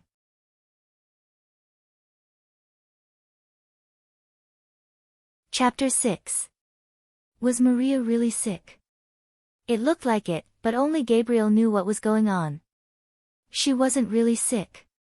But now, Maria really needed to stay in Duk for a few more days. On the night she got the god's tear, Maria fainted. The pious prayers of the past few days had consumed a great deal of energy and stamina. The environment in Duk made Lord Drick feel very uncomfortable. Maria was also a little uncomfortable. Apart from eating and sleeping, she had been focusing all her energy on praying to the goddess. Once she relaxed, she fainted or fell asleep, which was very common for ordinary people. Maria originally had a maid who did rough work and a personal maid by her side, but both of them had fallen ill in the past 2 days. Perhaps it was because of the long journey through the desert and then coming to this uncomfortable place. It was indeed uncomfortable, and the climate and environment were not very suitable for them. Lord Drick brought a few maids and slaves for Maria, but Gabriel didn't think they could directly serve the adoratress. Gabriel said to Drick, "You firmly believe that Maria will become the adoratress of the Temple of Isis. She has already got the god's tear, so you must treat her like the adoratress." The Temple of Isis had a large area of farmland and countless slaves, but the adoratress' position was superior. She could not use anything directly from the slaves, so the slaves could not serve her directly. She was not allowed to have any physical contact with adult men. Her clothes and food could not be served by women who had slept with men. The young and beautiful maids sent by Lord Drick were obviously not suitable. Rod Drick had considered everything very carefully, but he had neglected these things. It was not that he was not meticulous enough. According to the rules, only after the formal ceremony in the Temple of Isis could the adoratress be recognized as the real adoratress. Gabriel, on the other hand, was very meticulous in treating the adoratress according to the rules. He was afraid that something might go wrong on the way back to the Temple of Isis. At least it meant that the emissary of the temple had recognized Maria as the adoratress. Maria was not really sick. Gabriel's duty was to protect her, so her health was also guaranteed. When Maria woke up, Gabriel had treated her with simple prayers. There was nothing wrong with her body. Under Gabriel's protection, she could cross the desert safely. But Gabriel had other things to do, so he didn't even tell Rod Drick. He was going to teach Maria the most basic magic of the Temple of Isis, the god's test. The standard of choosing a adoratress was not only to get the god's tear, but also to awaken the power bestowed by God. That was what Gabriel wanted to teach Maria. The process was usually very difficult, but with the god's tear, it could be much easier. This was one of the reasons why the god tear was so precious. Only by awakening the power bestowed by God and passing the most basic God's test could Maria prove that she could use the God's tear to bless the people who were loyal to the temple. Maria had already got the God's tear. If she could do this before she reached the Temple of Isis, she would naturally become the real adoratress. If she couldn't do it, there might be more twists and turns in the matter. Gabriel escorted Maria all the way to Duk and witnessed the appearance of the god's tear and Maria's piety. He was convinced of her identity as the adoratress, so he decided to do this as soon as possible. This was not against the will of God. When Maria arrived at the Temple of Isis, the priests would teach her magic according to the procedure and test her within the specified time. Gabriel simply brought forward the ceremony and gave her special treatment. Lord Rod Drick was also worried that the priests of the shrine would not teach Maria the real magic or deliberately delay the teaching, so that she could not pass the examination, and so the candidates of the adoratress from other cities would have the opportunity to steal the position. Lord Rod Drick was thinking about how to carry out public gifts and private bribes. Gabriel did not say anything. He had solved the problem that worried Rod Drick. The rest was up to Maria. After all, he had protected Maria all the way here and got the god's tear. Even Gabriel felt lucky. This was the gift of goddess Isis. She had an indescribable sense of kinship with this pure and pious girl and was willing to help her. The magic Gabriel taught Maria was still a kind of prayer, but it required sincere faith and a calm heart. A special ceremony was used to awaken the strange power given by the gods and pass the gods' test. Maria asked her, "How will the gods test me?" Gabriel, who was always serious, showed a rare smile. "Pray to the gods' tear. According to the method I taught you, you will get the strange power given by the gods, but at the same time, you will be awakened the desire hidden in people's souls. You have to learn how to face these desires and not be influenced by them. This is the gods' test, the threshold to enter the temple of magic. Your heart is so sincere and pure, it is not difficult to pass the test. As a saintess, I don't need to say more about what you should expect of yourself." Maria asked hesitantly, "Do I have to get to the temple of Isis and have the priests preside over the ceremony before I can accept the test? What I am doing now, is it against the will of God?" Gabriel shook his head. "You didn't go against God's will. I'm doing this so that you can successfully pass God's test. If you can't pass, you won't get God's approval. But I believe you can." Seeing that Maria still had some doubts, Gabriel thought for a moment and said, "Let me tell you something that just happened in this town today." Gabriel told her about the dispute in the north square of the town, and finally said, "I think what Mr. Aristotle said is not unreasonable. The will of God is the premise. As long as you pass the test, you will be recognized by God, because as a candidate for the saintess, you have already got the God's tear." Maria blinked her beautiful big eyes and thought for a long time. Finally, she nodded and said, "Yes, you are right. You know the rules of the temple of Isis better than I do. I will not let you down." Gabriel shook his head gently again, "No, not me. You will not let the great holy mother of Isis down." At this time, Maria suddenly thought of something and asked doubtfully, "But you have been here all the time. How can you hear every word of the people on the other side of the town?" "Every word was so clear, but I did not hear anything." "Is this the power of God?" Gabriel smiled again. "This is the power given by the gods. I can hear each and every one of their voices, as long as I focus my mind and am willing to listen. As the saintess of the temple of Isis, you will have divine power far more powerful than me.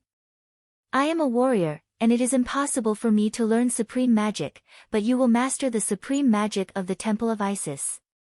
As soon as he said this, he heard the voice of the servant downstairs, "Lord Gabriel, Mr. Aristotle has found the servant you need and brought him here." Aman knew very well that it was Aristotle and Crazy Owl who saved him today. It was not surprising that Crazy Owl would help him. But this strange young man was obviously a nobleman. Why would he help a minor he did not know? Aman was very grateful and happy to have the opportunity to serve this gentleman. It was just 3 days of being a servant, not to mention the generous remuneration of 1 gold coin a day. On the way, Aman expressed his gratitude and wanted to kneel down and kiss the soil in front of Aristotle's feet according to the most solemn etiquette he knew. But Aristotle stopped him and said with a smile, "Child, you don't have to do this. You are not my slave, and I am not a god or a monarch." Then he looked at Aman and asked, "Do you want to ask me why I am helping you?" Aman nodded, "Yes, sir, I want to ask." Aristotle looked into the distance and seemed to be talking to himself. "I come from a place far away from the mainland, a place called Heaton. There are many city-states there. I used to study in Plato's academy. My teacher once said, 'Why do we need to seek knowledge? Virtue is knowledge, and a wise person should become a kind person.'" Aman blinked and asked, "Hilton? Have you heard of a sage called Teatad?" Aristotle was slightly taken aback. "I've seen him in Plato Academy. He's a student of my teacher's friend, Theodorus." "Child, how did you hear of his name?" Aman replied, "An old man in the town told me, the one who spoke to you just now." Aman had heard the name Teatad from Crazy Owl. It was said that this sage claimed that there were only 5 regular polyhedrons in the world, and the regular dodecahedron was the most special of them all. It was the outline of the world drawn by God, and it contained the mysterious information of the fifth element. It was the source and symbol of mysterious power. Aman thought it was just Crazy Old's drunken words.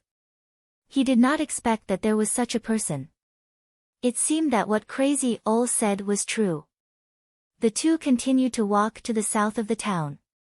Aristotle seemed to be very interested in the child. As they walked, he asked, "We were discussing the oracle in front of the shrine just now. Do you know the true spirit of divinity? Why is the god who left the oracle called the god of protection? Why? The god was the god, and the oracle was the oracle." It seemed that the people in the town had never asked about it. Aman did not answer. He just said respectfully, "Sir, please enlighten me." Aristotle smiled, "In fact, I'm not sure. I just want to discuss with you. The reason why the oracle is called the god of protection is that it is really protecting the people here. The parangons produced here are so precious, and the mining skills are passed down from generation to generation. How can we stop people from driving underage children to take on such heavy work out of greed? So that the craftsmen here can be better protected generation after generation, so that the young men will not die young." Aman's confused mind seemed to be awakened by a ray of light. He suddenly understood something and nodded, "The oracle, that's the oracle. Children who are not adults can't learn the skills of mining, and women can't mine parangons." Aristotle also nodded, "Yes, that's why the god in the shrine is called the god of protection. No matter how the oracle was first passed down, it is indeed needed here. Child, if you become a priest in the future, you must also protect the oracle, but you must understand the true spirit of divinity and its source. You can't be like the priest just now." After saying this, he thought for a moment and couldn't help but smile again. He turned to Aman and said, "The spirit of the oracle is that men under the age of 16 are not allowed to learn the skills of mining. But in the local language, allowed and may are the same words. Do you understand what I mean? So today the priest can't argue with me. But you must understand the difference, or you will be confused like the others." From the north to the south, Aman had been thinking. While they were talking, they arrived at the small building where Maria lived.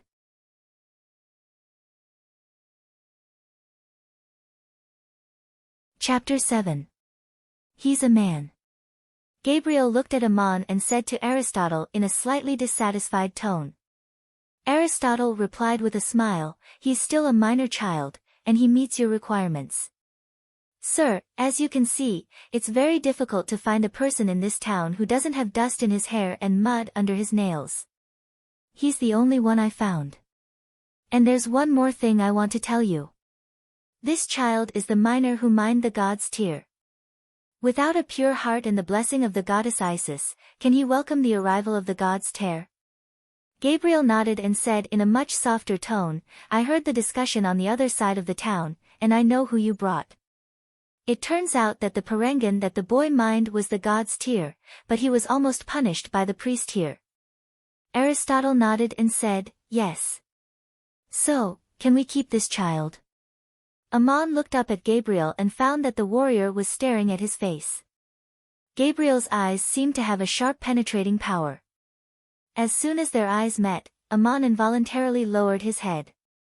This lady was very beautiful, the most beautiful woman Aman had ever seen. But Aman felt that there was a kind of surging tension in her tall and straight posture, as if she could push people away. The first impression she gave people was not her beauty, but her majesty. Gabriel said, "Aman, you can stay. Later, follow the maid to change clothes. Your job is very simple, that is, you are responsible for tidying up Lady Maria's food and daily utensils. You're a child, but you still have to be careful. When you're delivering things, you're not allowed to touch Maria. When Maria is washing up or resting, you have to stay away from her and not make a sound. Also, you can't say a word to anyone about what you see and hear here. Otherwise, you will be punished." This was the first time she met Aman, but she called his name. Her requirements for him were even stricter than the rules of the shrine. Although Aman was still a minor boy, she reminded him not to touch Maria, or he would be punished. But she did not say how, and Maria heard it from upstairs. Gabriel scared Aman a few words, and then asked the maid to take him to change clothes, because Aman's clothes, although clean, were very shabby. There was another reason why Gabriel wanted to find a servant to serve Maria. She did not want anyone to know that Maria was learning magic. The ignorant Dushians would not spread this information, but it was hard to say for Rod Dick's attendants. Before he saw Maria, Gabriel was the most beautiful woman Aman had ever seen.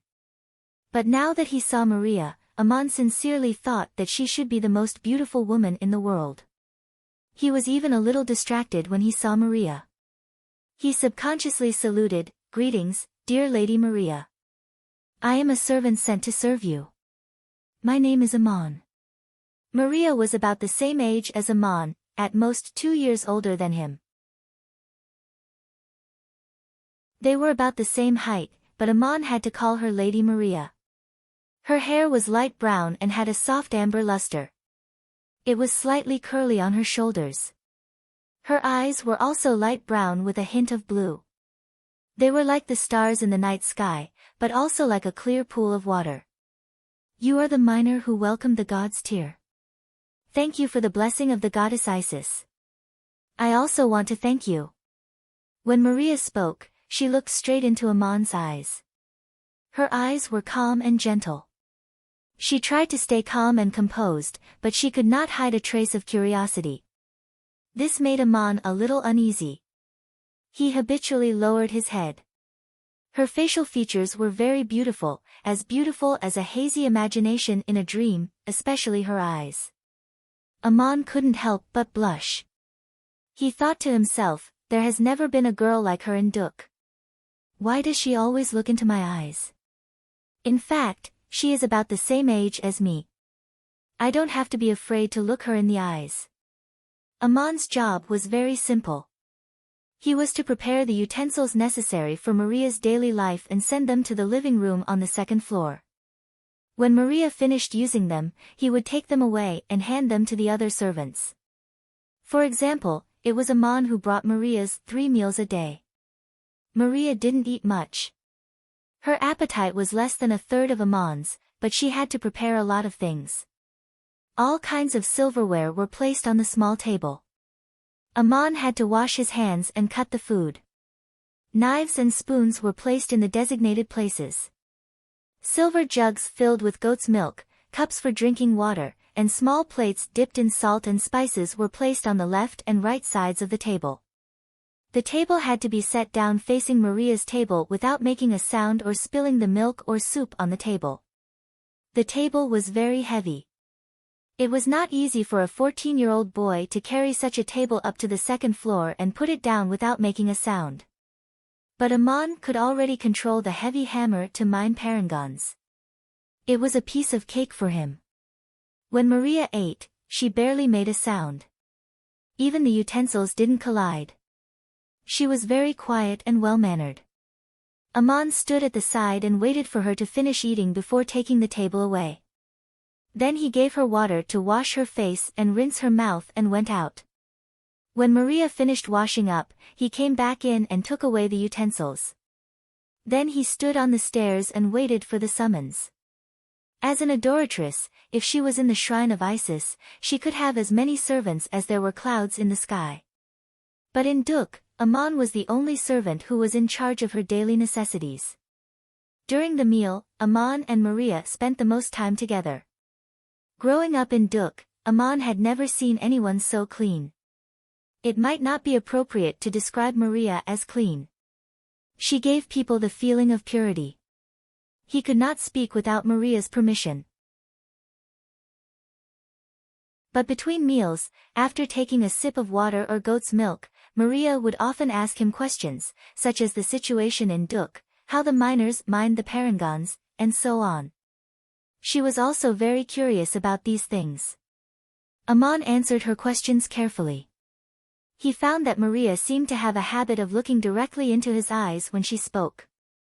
Her lips seemed to be slightly curved, showing a gentle smile. This made Aman a little uncomfortable.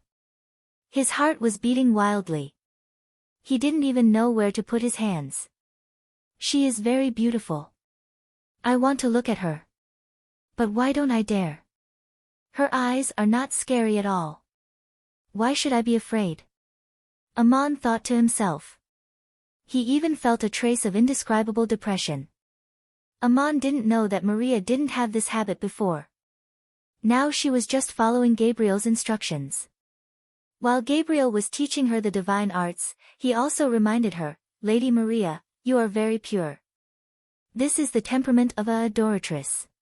But you are still too young and too soft. As a qualified adoratress, you are protecting the dignity of Goddess Isis. You can't give anyone a feeling of timidity. From now on, you have to pay attention to one thing. When you speak to anyone, look them straight in the eyes. Your eyes must be peaceful, but there can't be a trace of flinching or evasion. Just like how a goddess looks at her people. Whether they are nobles or slaves, when you ask questions, you have to look into their eyes like this.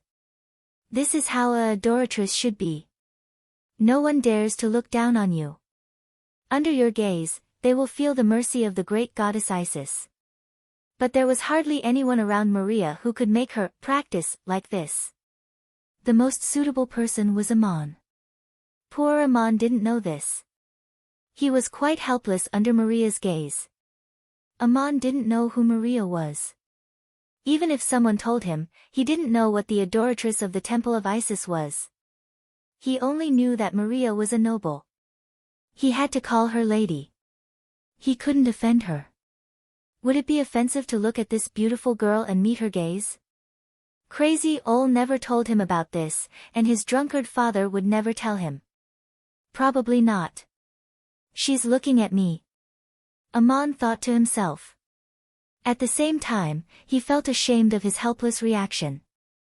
How could he be so disappointing? Fortunately, there was nothing else disturbing. The job of 1 gold coin a day seemed easy.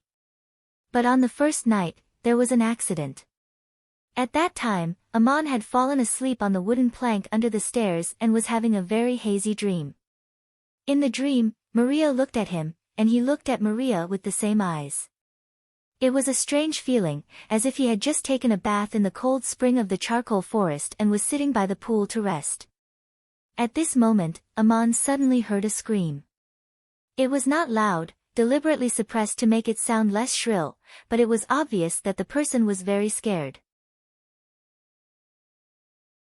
It was Maria's voice, coming from the room on the 2nd floor. Aman immediately jumped up.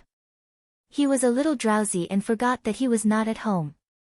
His head hit the wooden plank under the stairs and hurt. But Aman couldn't care less. He jumped out of the stairs, grabbed the wooden railing, and rushed upstairs. He passed through the living room and came to the door of Maria's bedroom.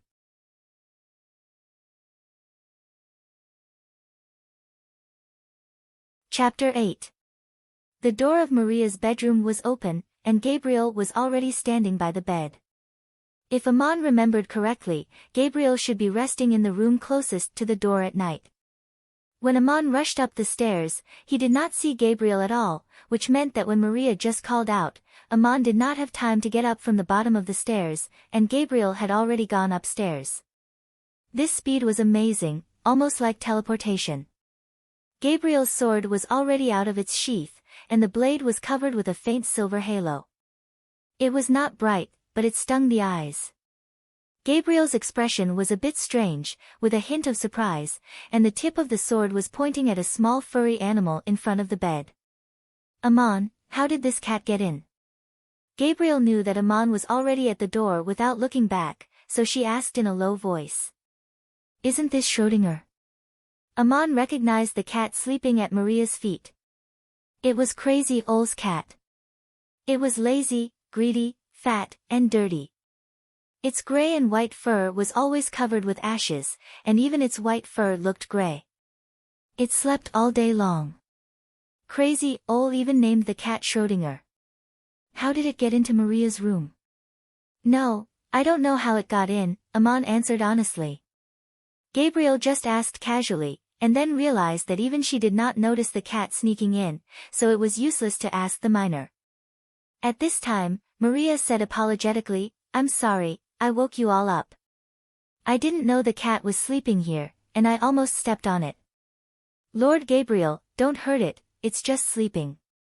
Gabriel put away her sword. "Don't call me Lord. From now on, just call me Gabriel." "As you said, of course, I won't hurt the cat." "Don't say sorry, it's not appropriate. It's my sacred duty to protect you. Amon, take this cat away and make sure it won't disturb Lady Maria's rest again." Amon agreed, lowered his head, and walked forward to pick up Schrödinger. This lazy cat was really good at sleeping. After making such a big noise, it still didn't wake up when Amon picked it up. When Amon lowered his head, he saw Maria's feet. She wasn't wearing shoes, and her delicate and fair ankles were exposed under her nightgown. Her toenails were pink and looked so cute. Amon's heart inexplicably thumped wildly. He then tried his best to control his breathing, making it calm down and his heartbeat become even. This was one of the most advanced techniques in Duk.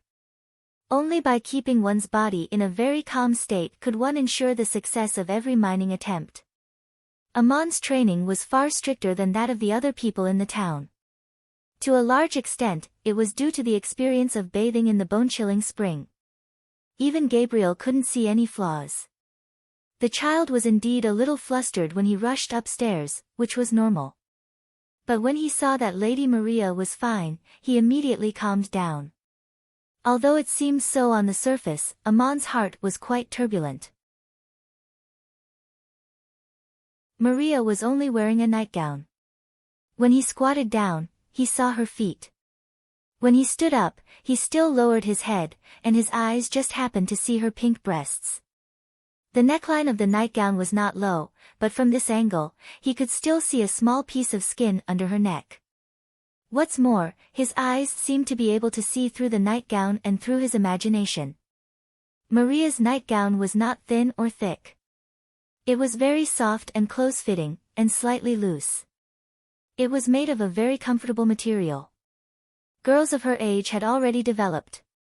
Under the nightgown, the curve of her breasts could be seen, as if it was the most beautiful curve in the world. At the top of the curve, there was a pair of slight protrusions. Were those her breasts? Amon felt his body heating up. Not only his face, but his entire body felt as if it was being scorched by something. It was as if he had just stepped out of a bone-piercing cold spring. This burning feeling made him feel ashamed. He hurriedly held Schrödinger in his arms, bowed 3 steps back, and then turned around and walked out. Outside the door, Amon opened his mouth and took a deep breath. His face was completely red, and even his earlobes were red. When Gabriel rushed into Maria's room, he lit a candle as fast as he could. However, the light was not very bright, and the stairs were even darker. No one could see Amon's expression clearly. When Amon went downstairs, he was shocked and even gasped. He saw that there were already 6 armored warriors standing in the hall downstairs. The 2 at the front were holding shields and axes, the 2 at the back were holding shields and javelins, and the 2 at the side were holding long swords. They stood there silently, but a fierce aura rushed over. Schrödinger seemed to feel it too. In Amon's arms, he meowed discontentedly for a while, arched his head, and curled his body into a ball. What happened? The 6 warriors in the hall did not speak. Another warrior, who looked like a squad leader, standing at the door with a long sword at his waist, asked Amon. Nothing, just a cat. Lady Maria almost stepped on it. She told us not to hurt the animal and to take it away, answered Amon as he walked through the 6 warriors, carrying the cat out of the yard. When he reached the entrance of the courtyard, he was shocked again. There were 2 fully armed warriors standing on the left and right side of the courtyard. Looking at the 4 corners of the courtyard, there was a warrior holding a weapon in each of their hands. They were on full alert. Amon knew that these warriors were Lord Drick's personal guards. They were also the ones who escorted Lord Judah to his house to get the god's tear. Lord Drick's personal guards were usually stationed in the Temple of Horus near the yard. They had either heard the commotion or received a special message from Gabriel. They had come so quickly and quietly, and were ready for battle. But without Lord Gabriel's instructions, they could not go upstairs to Maria's room. Aman thought to himself, so fast, can I do it too? The answer was yes. But what about wearing armor and holding a weapon? Aman did not have any experience. He thought that he could do it if he had a sledgehammer. He was just a little puzzled. The yard seemed to be quiet and unguarded, but it was actually heavily guarded. How did Schrödinger sneak into Maria's room? With a warrior like Gabriel there, it was almost impossible for a cat to sneak in, let alone fall asleep beside Maria's bed. Aman did not think too much about it. He went outside the yard and put the cat on the ground. He slapped it hard on its rump and said in a low voice, "Go home, Schrödinger. It's dangerous here. Don't come back." Schrödinger woke up and gave a cry of dissatisfaction. It stretched its limbs, shook its fur and ran away. It seemed that it was going to Crazy Ole's house. Aman breathed a sigh of relief. When Aman returned to the hall, Gabriel had already gone downstairs and ordered the soldiers to disperse.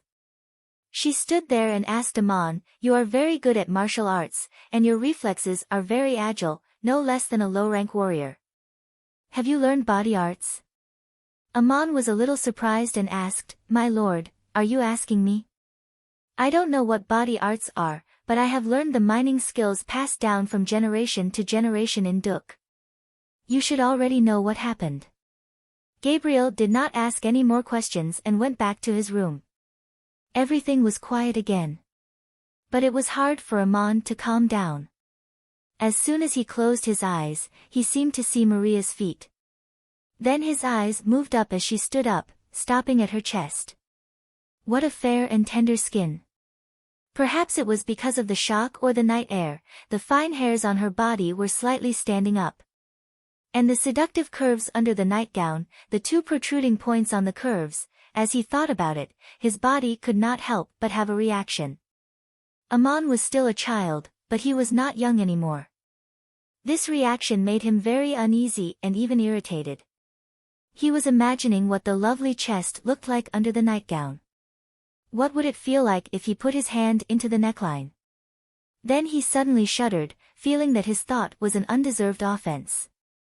He inexplicably wanted to go to the cold spring in the charcoal forest to take a bath. He thought to himself that maybe it was because he often bathed in the strange cold spring. Every time he walked out of the cold spring and sat on the shore to rest, his body would feel warm and he would have this reaction. It was so comfortable that he almost wanted to moan, but his mood was not as messed up as it was now. But Aman could not go tonight.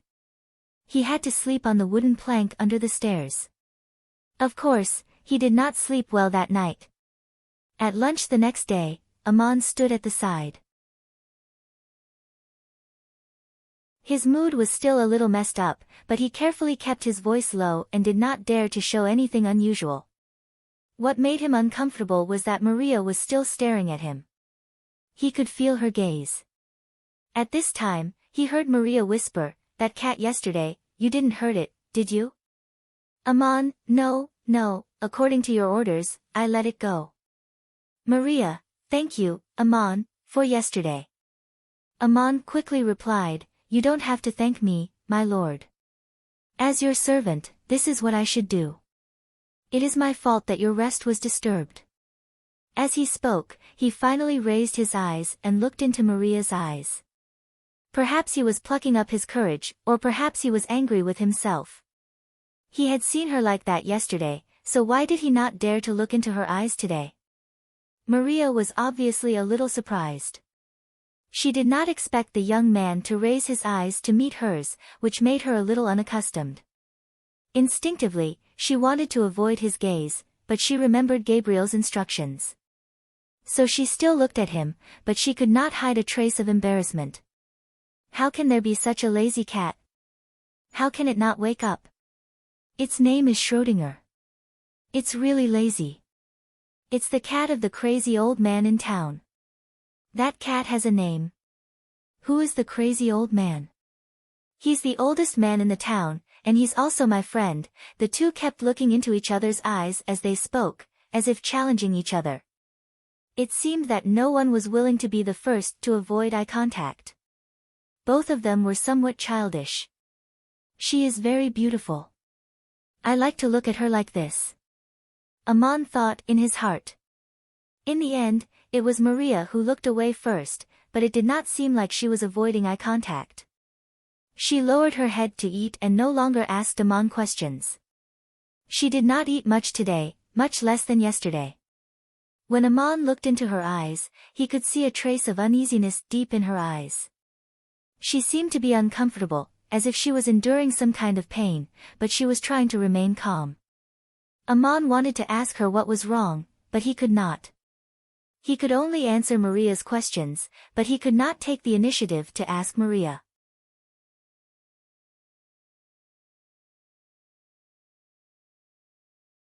Chapter 9. Breasts, Part 2. That night, Aman did not sleep well again. As soon as he closed his eyes, he seemed to see Maria's eyes. All kinds of distracting thoughts came to him. He tried not to think about them, but he could not help but think about them. Under her gaze, he felt as if he had been softened, and his body was a little stiff under the stimulation of desire. Usually, when he was in a bad mood, he would go to the cold spring to take a bath. But at this moment, he could not help but think that there was something strange about the cold spring. Was it the biting chill that made him like this? Aman still did not understand many things.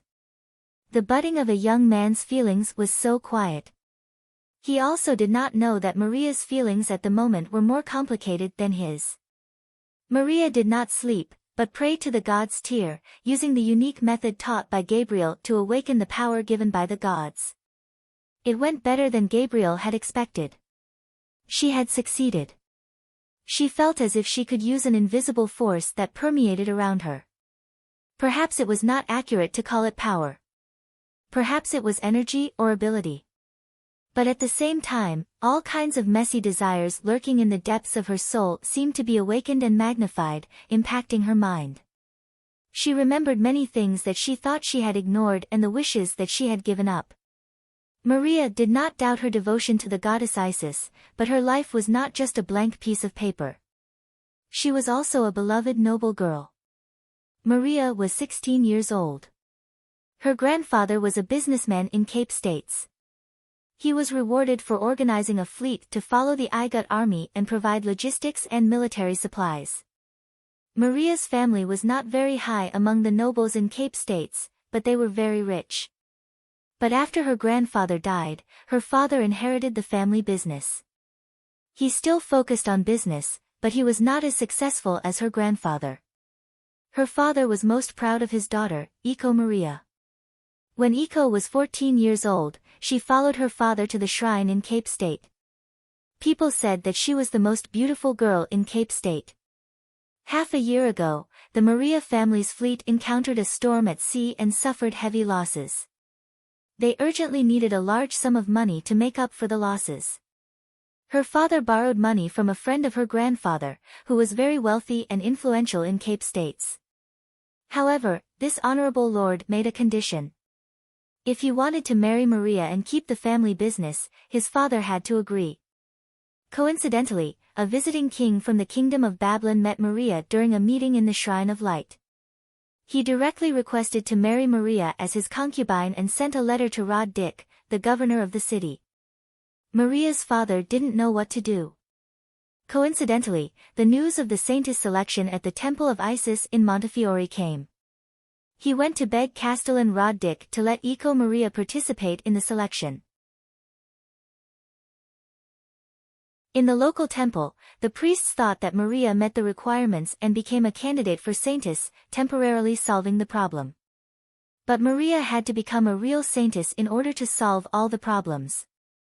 Maria was devout to the goddess of Isis, but whether her desire to become the saintess contained selfishness, Maria herself couldn't tell. No one could tell. After getting the god's tear, Maria finally felt relieved. All the troubles of her family were expected to be solved. Especially after mastering the preliminary magic, she felt extremely relaxed. At the same time, many desires were awakened. She would become the saintess who guarded the goddess of Isis, which meant that she would have to live a high and aloof life. Everything she did, every word she said, and even every look in her eyes had to be in line with the identity of a saintess. She would never have physical contact with any adult man, and there were special rules and requirements for the objects she used, and so on. It was more or less against the nature of a young girl. Maria also read all kinds of stories in the papyrus poems.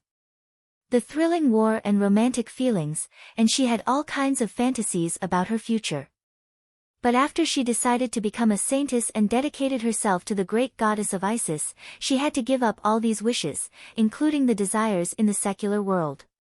But now Maria felt very uncomfortable. Her body and soul were filled with an indescribable turbulence. Gabriel told her that this was a test of God that she had to face. As the power given by God was awakened, it was impossible to forcibly suppress it with one's will. She could only face it with a pure heart and not be influenced by it. Maria could do it, and Gabriel had no doubt about it. But she seemed to have encountered a little challenge. Today at dinner, she and Aman looked at each other as if they were challenging each other. No one knew what they wanted to win. Although Aman was only the son of a miner, Maria was very curious about him and even had wonderful fantasies about him. It was Aman who had mined the god's tear. He was a young boy blessed by the goddess of Isis, so he could welcome the god's tear. But Maria also heard about what happened in the town square that day. Aman almost had a finger cut off precisely because he had mined the god's tear. Because of this, people debated and determined that he had been blessed by the goddess of Murin, which had never happened in the town for hundreds of years. What kind of young man could get the pity of two completely different gods at the same time, create a rare adventure in 100 years, get the blessing of the goddess Murin, and mine the god's tear that Isis gave him? This was a miracle, this was a legend. Although Maria had read about miracles and legends, she had never experienced it herself. She could not help but look for the shadow of the story in Aman. Although Aman was still childish, he was also very handsome, always with a stubborn and calm expression. In fact, Maria liked to look at him, but she did not know why she liked him. Last night, when Aman picked up the cat, Maria could feel his eyes falling on her chest. It seemed to have a physical touch. Was that an illusion? But Maria felt as if her body was being burned by his eyes, and the turmoil that attacked her soul was inexplicably magnified. She could not help but want to tremble. If it were any other time, Maria would never have such a reaction. But she was crossing the threshold of mastering magic and accepting the legendary test of God. In fact, the real test was the desire that she had to abandon. Maria knew very well that after leaving Duk, she would say goodbye to this young man forever, and it also meant that she would say goodbye to the secular life of her girlhood forever. This was a symbol. She was determined to do this, but there was a kind of regret that tormented her body and mind. When she prayed to the god's tear, the pale golden parangan emitted a faint halo to her. She seemed to be shrouded in holy light. This meant that Maria had begun to awaken the power bestowed by the gods. But at the same time, she felt as if the light of the parangan had become Aman's eyes, burning her chest and body. She did not know whether it was comfortable or uncomfortable, but she could not help but feel a little dazed. On the third day, Aman stood beside her for breakfast, lunch and dinner. When Maria looked at him while talking, he also looked at Maria. He found that if they looked at each other for a long time, Maria's breathing became a little irregular and her face became flushed. She seemed to be very uncomfortable. Was she sick? After dinner, it was time for Maria to pray again. She said to Aman, "I want to wash my face. Please bring the water to my room. The water must be cold. No hot water." Maria had been using warm water for the past few days, but today she deliberately asked for cold water, which made Aman feel a little strange. He carried the heavy basin to Maria's room and put it down. Usually, when Maria was dressing, her maid would wait on her, but now she was alone. Even Aman had to stand at the stairs to avoid her. "Lady Maria, are you not feeling well? Should I tell Lord Gabriel?" Aman should have left after putting down the basin, but he took the initiative to ask. He couldn't hold it in for 2 days because he felt that Maria's breath seemed to be very hot. When Aman, who never took the initiative to speak, suddenly spoke, Maria seemed to be startled. Her shoulders suddenly trembled. There was no wind, but the door silently closed, as if it had been pushed by an invisible force. Aman should have turned and walked out, but his body didn't move. Then he felt himself being pulled by an invisible force, and there was a short blank in his memory. For a long time after that, Aman couldn't remember what had happened. When he could remember clearly, he was already standing in front of Maria, so close. He was in her arms, or rather, he was holding her in his arms. His left hand was around her waist, and his right hand was on her chest. Her breath seemed to be burning him, and his gaze seemed to be burning her. His hand was placed on her soft chest, and he felt his entire body soften, as if he was being burned by something hot. The aura around the two of them seemed to become soft and sticky, and they seemed to be absorbing each other. She was so weak, and her body couldn't help but tremble in his hands. Aman's right hand quietly exerted force, and he tightly grasped her chest through her clothes. His palm could feel the seductive protrusion under the material of the clothes. The young girl's breasts weren't exaggerated, and Aman's fingers could completely cover them. Their hearts were beating very fast, and there was a panting sound at the tip of their noses. Aman's hand moved up the curve of her chest, and he tried to reach through the cloth and hold her chest completely in his hands. It was so tempting, as if it was filled with the sweetest temptation in the world. When he did this, he happened to see Maria looking at him. Her eyes seemed to be in pain and blurred, and her lips were slightly open. Aman had already forgotten to think, and he welcomed his breath and tried to kiss her. Just when their lips were about to touch, Maria's body trembled even more, and she suddenly reached out and pushed him. Her hand was so weak, and it looked like it couldn't push away the strong Aman, but Aman flew backwards. The invisible force appeared again, and Aman, who was a little confused, couldn't resist at all. He fell to the ground, and the door behind him opened silently again. Everything happened so suddenly and inexplicably. "I didn't expect it, I really didn't expect it. I'm sorry, it's all my fault. Aman, you must have been sent by goddess Isis to test me." Maria saw that Aman had fallen heavily, and she wanted to reach out to help him up, but she stopped after taking half a step. As she spoke, her face that seemed to have been burned had instantly turned pale. "What happened here?" A voice suddenly came from outside the door. Aman turned around and saw that Gabriel was already standing at the door. She came so fast that nothing could happen in time, even though nothing would have happened in the first place.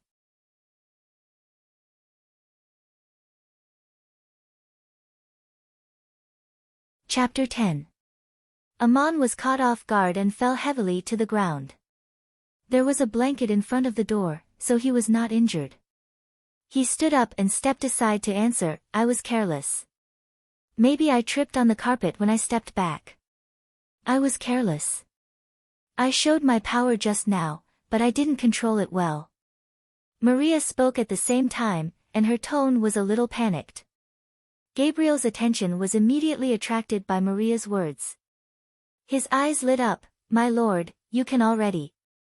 He paused and turned to Aman, "There's nothing else for you to do here. Go out and close the door." The inexplicable caress, the sudden push and the fall, Aman still did not know what had happened, but he had calmed down from the confusion. He should feel lucky. If Maria had said something wrong, it was very likely that he would have lost his life. Even if Gabriel let him go, Roddick might have sent someone to kill him. After Aman went downstairs, Gabriel said to Maria in surprise, "My lord, you really did not let the goddess Isis down. Just now you accidentally pushed Aman down."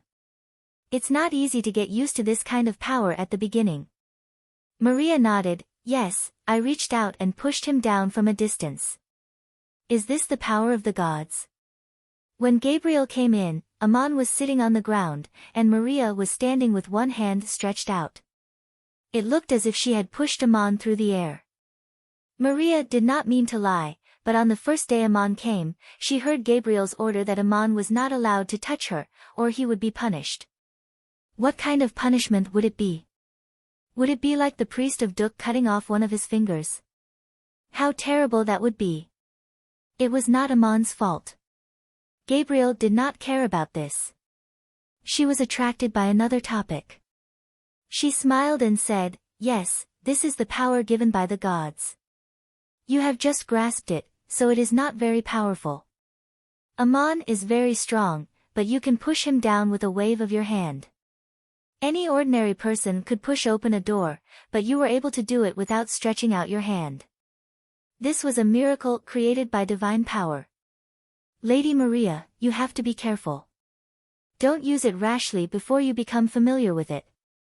In fact, for someone like Aman who had mastered low-level body arts, if he understood the rules of magic and was prepared, it would be impossible to defeat him. But in the future, your divine power will be incomparably powerful, especially with the help of the gods Tyr.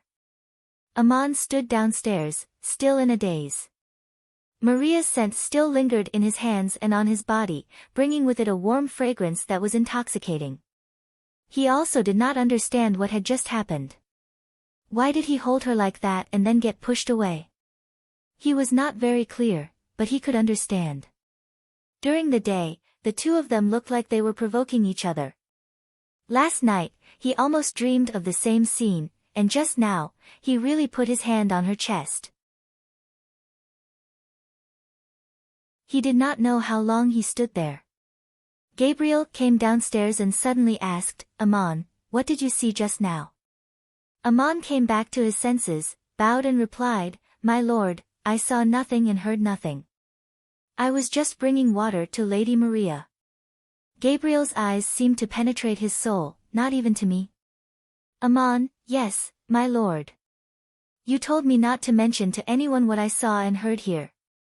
You are also a human, so of course, I can't mention it to you either. He was very smart. He had already learned the syllogism taught by Aristotle, so he answered Gabriel's question. He really did not know what to say about what happened in Maria's room. Gabriel's serious face finally showed a faint smile. Good, very good. Remember what you said, your work is done, and the payment has been paid to your father. You can go home now. He did not expect that Gabriel would send him away now. His work was done, and he had received the payment. Aman should have been very relaxed and happy, but when he left the courtyard, he felt an indescribable melancholy.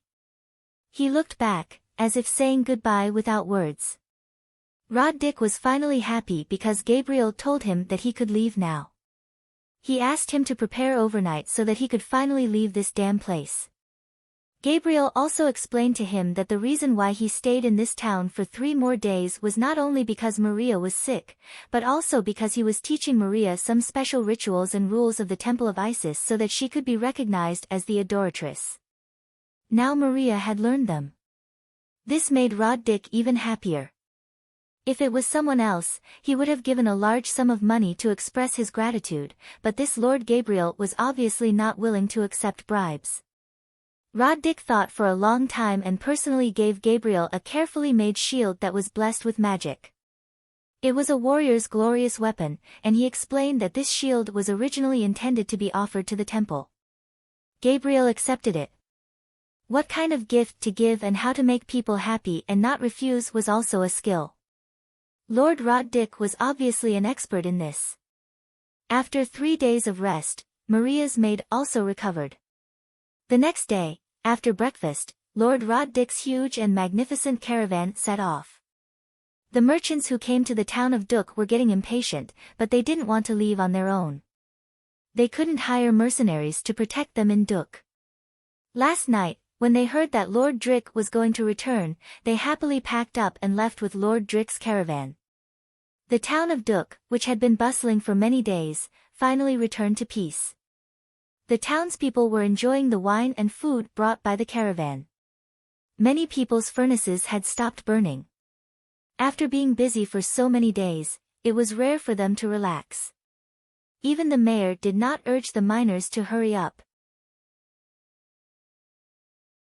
The townspeople had paid a lot of parangons during this period of time, so it was only right for them to relax. Everyone was relaxed, except for Rod Dick. Before returning to Cape States, they would have to cross a desolate desert and undulating Gobi. Anything could happen, and he could not guarantee the safety of Maria and the God's Tear. He had told Mayor Dusty in private that the news of the God's Tear must not be spread. But the night before yesterday, he received a secret report. Shog, the priest of the temple, had sent an emissary to Saya to deliver the quarterly parangons to the temple. This was a rule that no one could stop. But Rod Dick felt that something was wrong. He even thought of sending someone to kill Shog's emissary, but in the end, he did not do so. From Duk to Saya, there was no way to go around the post road through the charcoal forest. There were checkpoints along the road, and it was impossible for his men to avoid the checkpoints before catching up with the emissary. It would be difficult to cover their tracks. Besides, this was the territory of the Hittite kingdom. Sending someone to kill the emissary of the temple was a serious crime. If it was exposed, even Lord Dick would not be able to bear the accusation. When the caravan entered the desert, Rod Dick looked back at the direction of Duk, which had disappeared into the horizon. He thought to himself, is this place blessed by the gods or abandoned? What a strange place. In Lord Dick's opinion, the mining skills passed down from generation to generation in Duk included body arts. Qualified adult miners in Duk had practiced body arts as well as low-level warriors.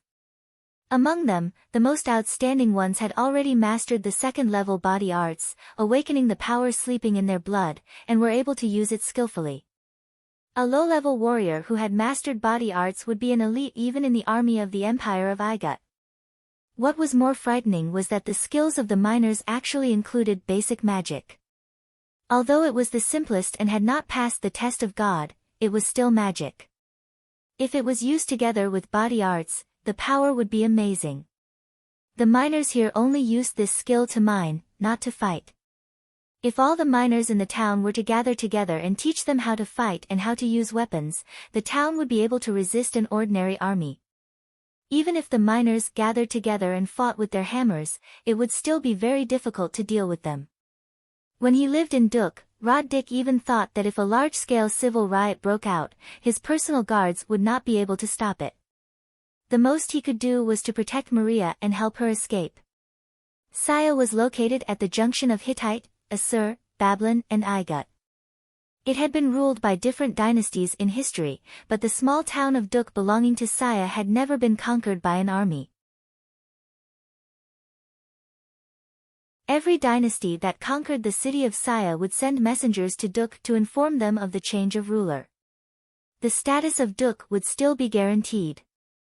As long as the relationship remained the same as before, they would still send troops to guard the post roads in the charcoal forest, collect the same taxes and provide protection on the trade routes. The reason was simple. It was not that they could not conquer Duk with absolute power, but that the price was not worth it. Of course, it was not necessary to mobilize an elite army to go through such a difficult journey just to conquer a small town. Besides, every dynasty and kingdom needed the parangons and iron produced in Duk. There was no need to kill or enslave the miners, as long as they could maintain control of the town. The geographical location of Duk was very special. To the north of Duk was the Saya Plateau. The low mountains near the town produced parangons. Further into the distance, the high mountains were an insurmountable natural barrier. To the east, there were also mountains where cavemen lived. The forest was lush and the terrain was complicated. Further into the distance, there was the impassable Great Valley of the Euphrates River. To the west of Duk was the charcoal forest. In the forest, there was a post road leading to the main city of Saya. This was the shortest and most convenient way to get to and from Duk. To the south of Duk was the endless desert, stretching all the way to the border of Cape States of the Empire of Igut. It was more convenient to travel from Cape States to Saya through the desert. There was no need to cross the charcoal forest after reaching Duk. The arable land around Duk was very barren. There was not enough pastures to feed the local population. But its products were very important. This made it difficult for Duk to exist without Saya. The shrines in the town had to listen to the shrines in the city. Another special feature of Duk was that there were almost no slaves in the town. Except for the two families of Dusty and Shog, the rest of the residents were commoners. This was completely different from the rest of the continent. The reason was simple. All the countries around Duk had the same law: slaves were not allowed to touch parangons. Every time they violated the law, a finger would be chopped off. Interestingly, the punishment that Amon almost received was also a finger chopped off. But there was another law in the neighboring countries that seemed to be deliberately ignored. Both the Kingdom of Babylon and the Empire of Igut seemed to turn a blind eye to the situation in Duk. This law stated that slaves were not allowed to learn body arts, and only nobles were qualified to learn divine arts. Those who practiced divine arts without permission would be regarded as disrespectful to the gods and would be severely punished by the major shrines. In fact, it was so difficult to learn divine arts. Even among the qualified nobles, many could not cross the threshold of awakening the power bestowed by the gods. Without the strict guidance of the priests of the shrine, it was even more difficult to practice on their own. But there were many people in the world. There were always outstanding geniuses who mastered magic without permission or guidance from the priests. These people were called sorcerers or sorcerers on the continent. In short, it was a degrading and evil title. According to the law, they would be hunted down by the shrines. The priests or nobles who mastered magic were called mages. Parangons were also produced in other places on the continent. But the last step of extracting the parangons from the ore was done by low-level mages, because it required the use of the most basic magic skills. Therefore, parangons were not only expensive but also sacred. But the situation in Duk was obviously different. The environment here was so harsh, the location was so remote, and the production of parangons was so high that it was impossible for there to be so many noble mages working here. All the parangons were mined by the miners. Perhaps it was because of the god who gave the parangons, but no one in power in Duk mentioned the fact that basic magic was included in the mining skills passed down from generation to generation. It was as if they had never seen it. Even the residents of Duk themselves did not know about it. Saya said that the miners of Duk could keep 1 out of every 10 parangons they mined. This was the envy of the people on the continent. But at the same time, there was also a law that stated that miners registered in the Shrine of Duk were not allowed to leave this place without permission. Perhaps this was also the reason. In fact, because of the geographical restrictions, it was difficult for them to leave without permission. Duk not only produced parangons, but also iron, especially fine iron. But the blacksmiths here were not allowed to forge weapons, so they only produced iron embryos. What Rod Dick smuggled this time was a batch of fine iron embryos. Rod Dick was thinking about all the special features of Duk. He sat under the shed and looked at the sand dunes in the distance with his hand on the hilt of his sword. The caravan set out at dawn, taking advantage of the coolness of the early morning. Now noon was getting closer and closer. The scorching sun shone on the sand, and the heat reflected from all sides gradually became unbearable. A stretch of hills appeared in the distance on the right. There were strange boulders on the hills, and it was just nice to find a shadowy area to rest for a while, hiding from the scorching afternoon sun before continuing. Walking in the desert was just that troublesome. Rod Dick insisted on sitting in front of the first carriage of the caravan. Gabriel even praised him, "My lord, you are so brave." Rod Dick was worried, afraid that they would be ambushed along the way. It was said that there were dangerous desert tribes that appeared here, and they specialized in attacking caravans. It was possible that they were bandits from the border countries in disguise. The so-called vicious and dangerous desert tribes might just be a legend. But ordinary bandits would not attack a caravan like Lord Dick's. They could see elite guards from far away, so they might have already escaped. But if someone special came for a special purpose, then it would be different. Otherwise, Rod Dick would not have brought his personal guards with him. Lord Dick knew very well that no one in his personal guards was better at body arts than him. His body arts had reached the 6th level, and he was only one step away from becoming a supreme warrior. Most of the personal guards were around the first 3 carriages of the caravan. Maria was in the 2nd carriage, and Gabriel was in it. Rod Dick saw the hills in the distance and was about to order the caravan to change direction when he suddenly heard Gabriel shout, "Everyone, stop!" This shout was like thunder, and it spread far over the desert. Rod Dick had told them that Lord Gabriel's words were his orders, and they were the same as his own. The well-trained drivers in the caravan reacted very quickly. They shouted and pulled on the reins of the animals. The 10 carriages in front of them stopped almost at the same time, and the soldiers on horseback also pulled on the reins. The caravan behind them was a little chaotic. Some carriages bumped into each other, some people fell off their camels, and some goods were overturned. Rod Dick jumped up and pulled out his sword, but he did not see any danger. At this time, a silver light burst out of his head and flew towards the sand dunes in front of him. When he looked up, he saw Gabriel standing on top of his carriage with a shield in one hand and a sword in the other.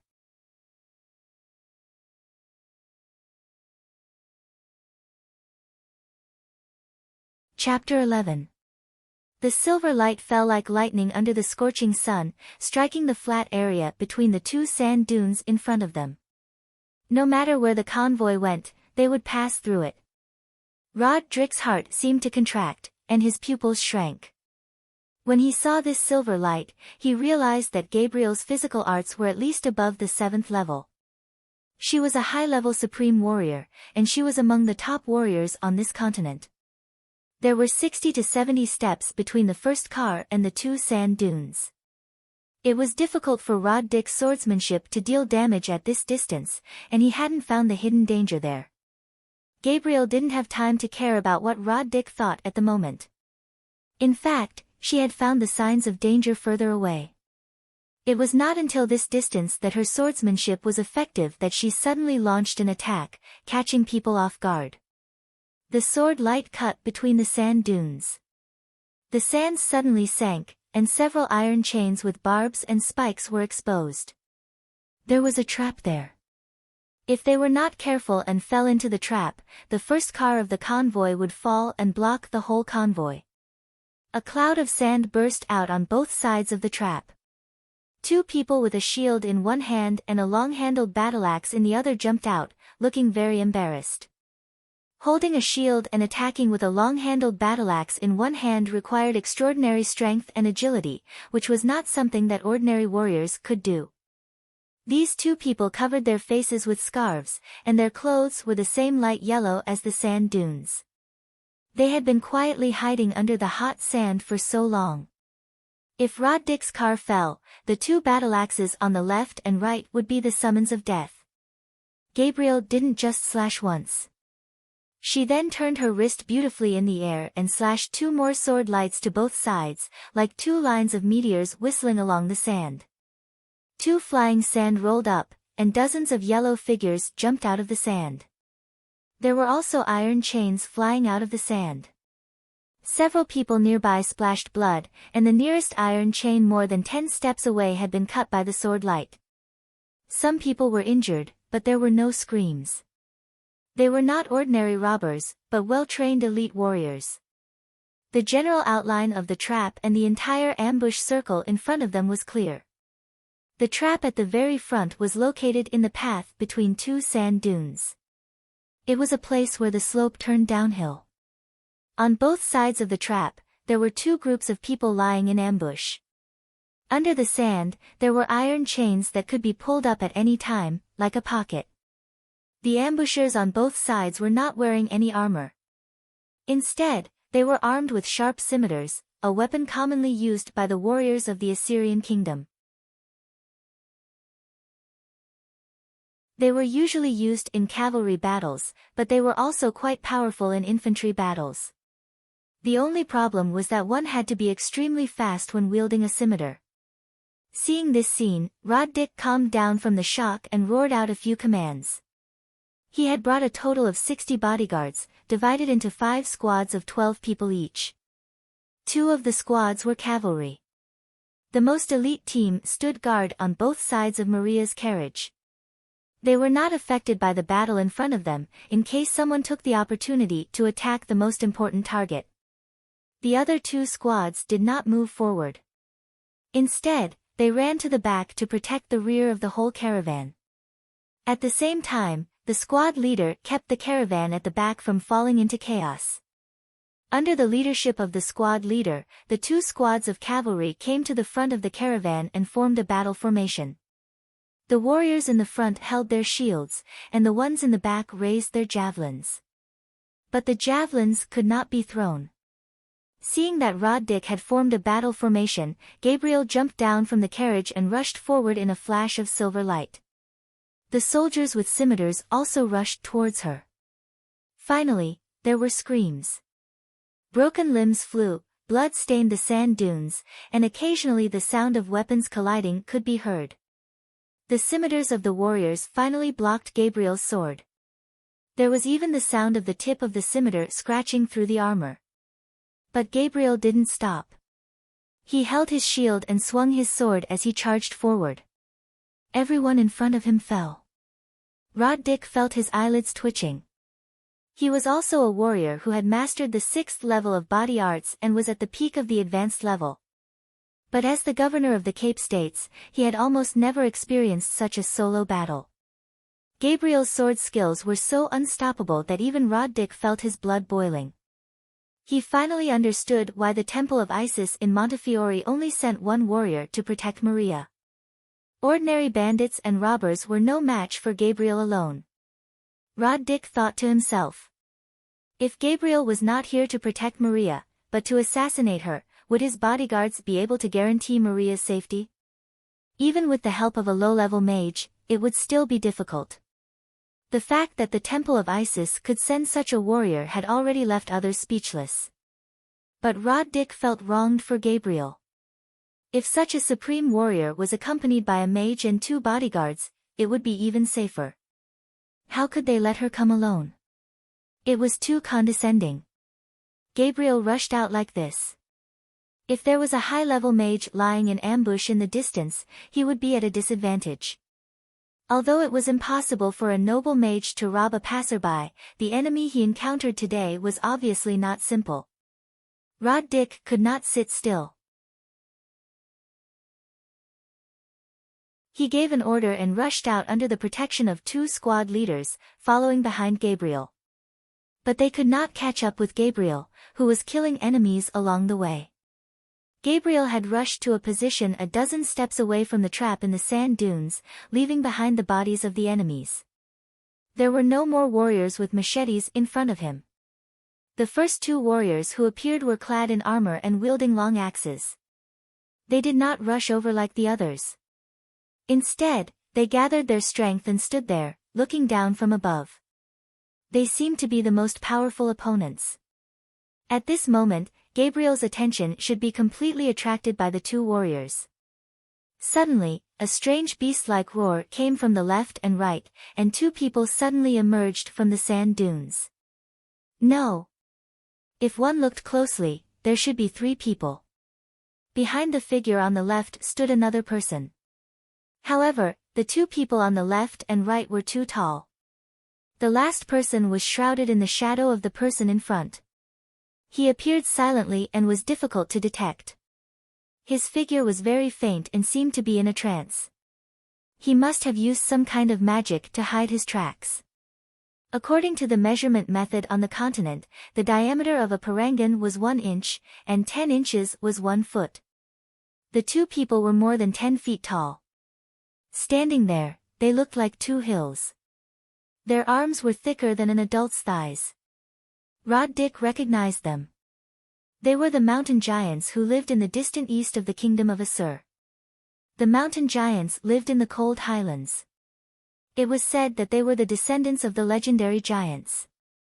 In fact, there was not much difference between them and ordinary people, except that they were huge. They could also learn body arts. Although they were not very agile, they possessed extraordinary strength. The armies of the nearby kingdoms also recruited and trained these people. The best ones were heavy soldiers who used blunt weapons. They could use hammers, axes and other weapons on the battlefield. Gabriel's height only reached the two men's chests. They wielded heavy hammers with handles in their hands, round heads embedded with sharp spikes, and smashed down from the left and right.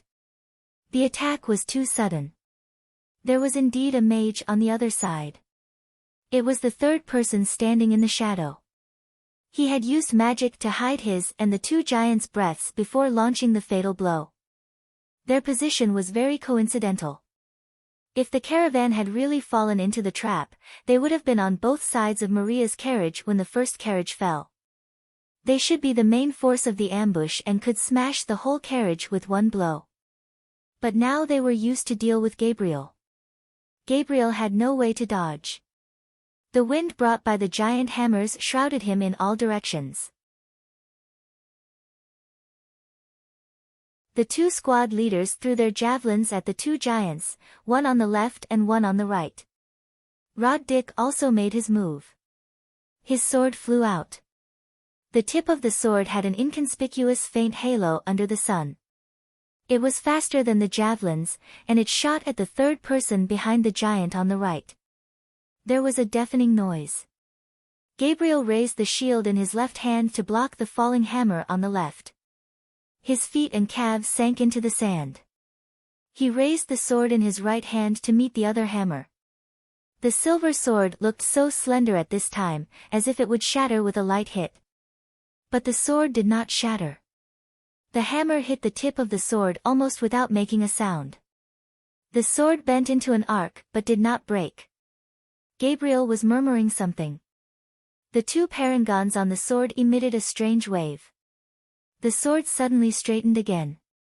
A force that seemed to be able to distort space spread out. The giant hammer slipped to the side. The giant's body involuntarily spun half a circle. The hammer had clearly hit the tip of the sword, but it seemed to have missed. This was a divine spell, an advanced divine spell at that. As a warrior, because of the different direction of practice, it was very difficult to learn magic systematically, and it was impossible for a warrior to master magic of the same level. Gabriel, on the other hand, was able to master advanced magic. Even though it was cast through a sword that was enhanced by magic, it was still shocking enough. With a cracking sound and a strange cry, the giant man's left shoulder was dislocated. His hand dropped, and his hammerhead smashed into the sand dune. The javelins of the two squad leaders also arrived. The javelins aimed at the giant man on the right seemed to hit something sticky and were pulled into the sand dune by some force. The javelins missed the giant man by a few inches. Fortunately, the mage protected the giant man in time. The other javelin hit the thigh of the giant on the left. A third-level warrior's full-strength strike should be able to pierce through several bulls, but at this moment, it only penetrated a few inches.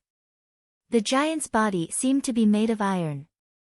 But the damage was not light.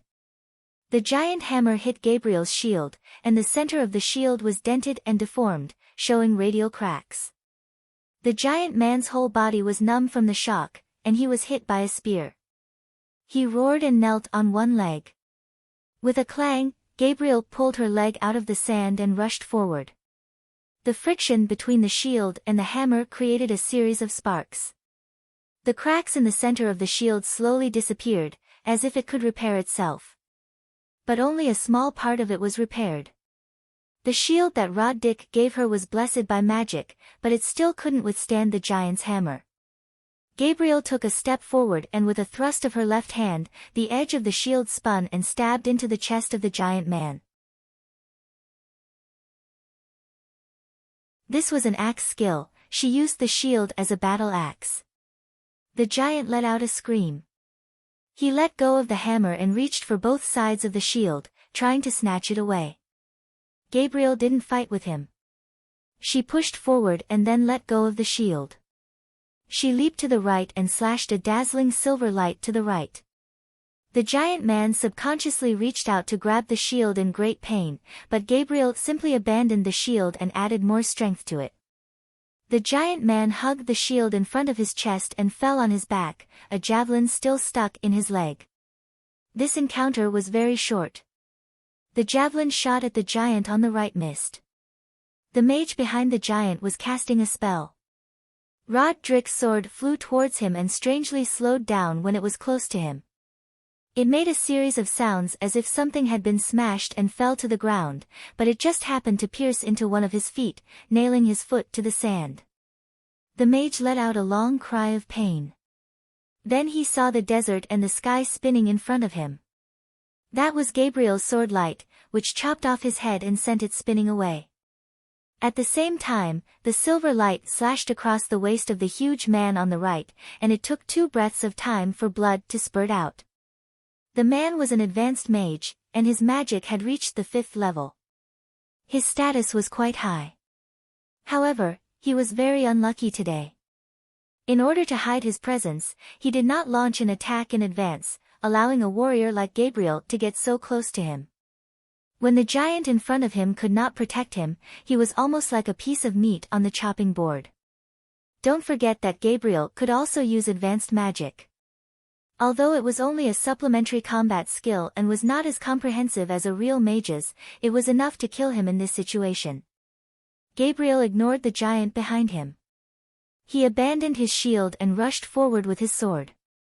There were still 2 enemies with axes on the sand dune in front of him. The 2 warriors, who had seemed very confident, could not help but show a trace of panic when they saw that the ambush in front of them was destroyed so quickly. They wanted to turn around and leave, but they felt that they could not escape. While they were hesitating, Gabriel had already arrived. Between life and death, they had no choice but to fight. With a shout, they swung their axes to the left and right. The blades of the axes were also covered with a faint layer of hazy light. When Gabriel rushed to the front, she suddenly accelerated. She arched her waist and bent her legs, like a lion pouncing forward. Her body shrank down and passed through the edge of the axes, slamming into the warrior on the left. Her shoulder guard hit the shield, and the tip of the shield hit the chest of the warrior.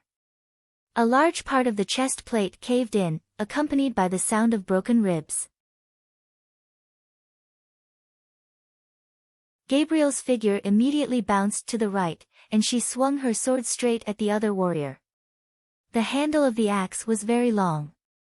As soon as the warrior on the right raised his axe, Gabriel suddenly appeared in front of him. It was too late for him to swing the axe down, so he hurriedly raised his shield to block the sword. The sword suddenly became extremely dazzling, as if it could tear everything apart. The shield was split in half, and the sword was inserted into the chest of the warrior. The tremor of the sword tip broke his internal organs, and then it was pulled out. The silver blade was intact, not even stained with a trace of blood. There were a few cracks on the shoulder guard of Gabriel's armor, but they were slowly mending. She turned around between the sand dunes with her sword in hand. The sun shone on her golden hair, and her beautiful face was so cold. There was no living enemy behind her. Roderick and the 2 captains stood between the 2 fallen warriors, looking at Gabriel with admiration and amazement. On the hills in the distance, in the shadow of the strange boulders, a group of people were quietly hiding, all of them looking incredulous. In the middle of the group was Firmian Schmull, the governor of Saya. On the left was his most trusted assistant, Mr. Morton, the financial officer of Saya. On the right was the high priest of the Saya shrine, the mage Cosman.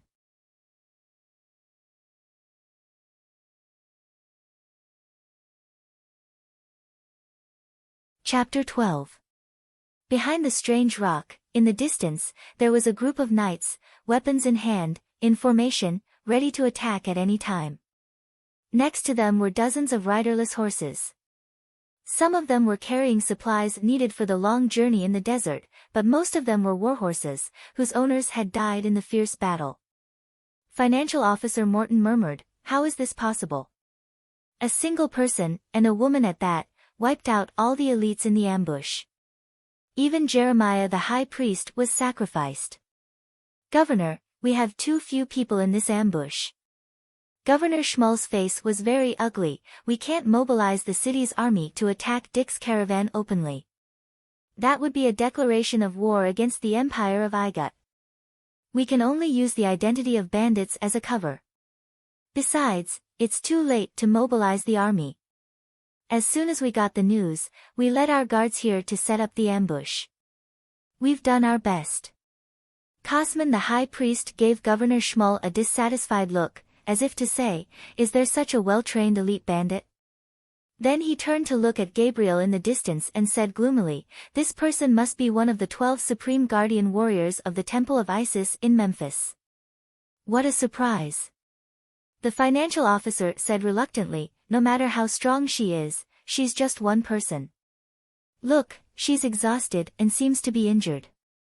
If we launch a sudden attack with our cavalry, we still have a chance to take the gods' tear."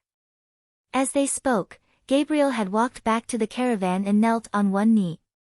Her sword was half stabbed into the sand. Her face was pale, and a trace of blood seeped out of the corner of her mouth. She was praying silently. The parangan on the sword's edge emitted a soft white light that enveloped her. It was a low-level healing magic.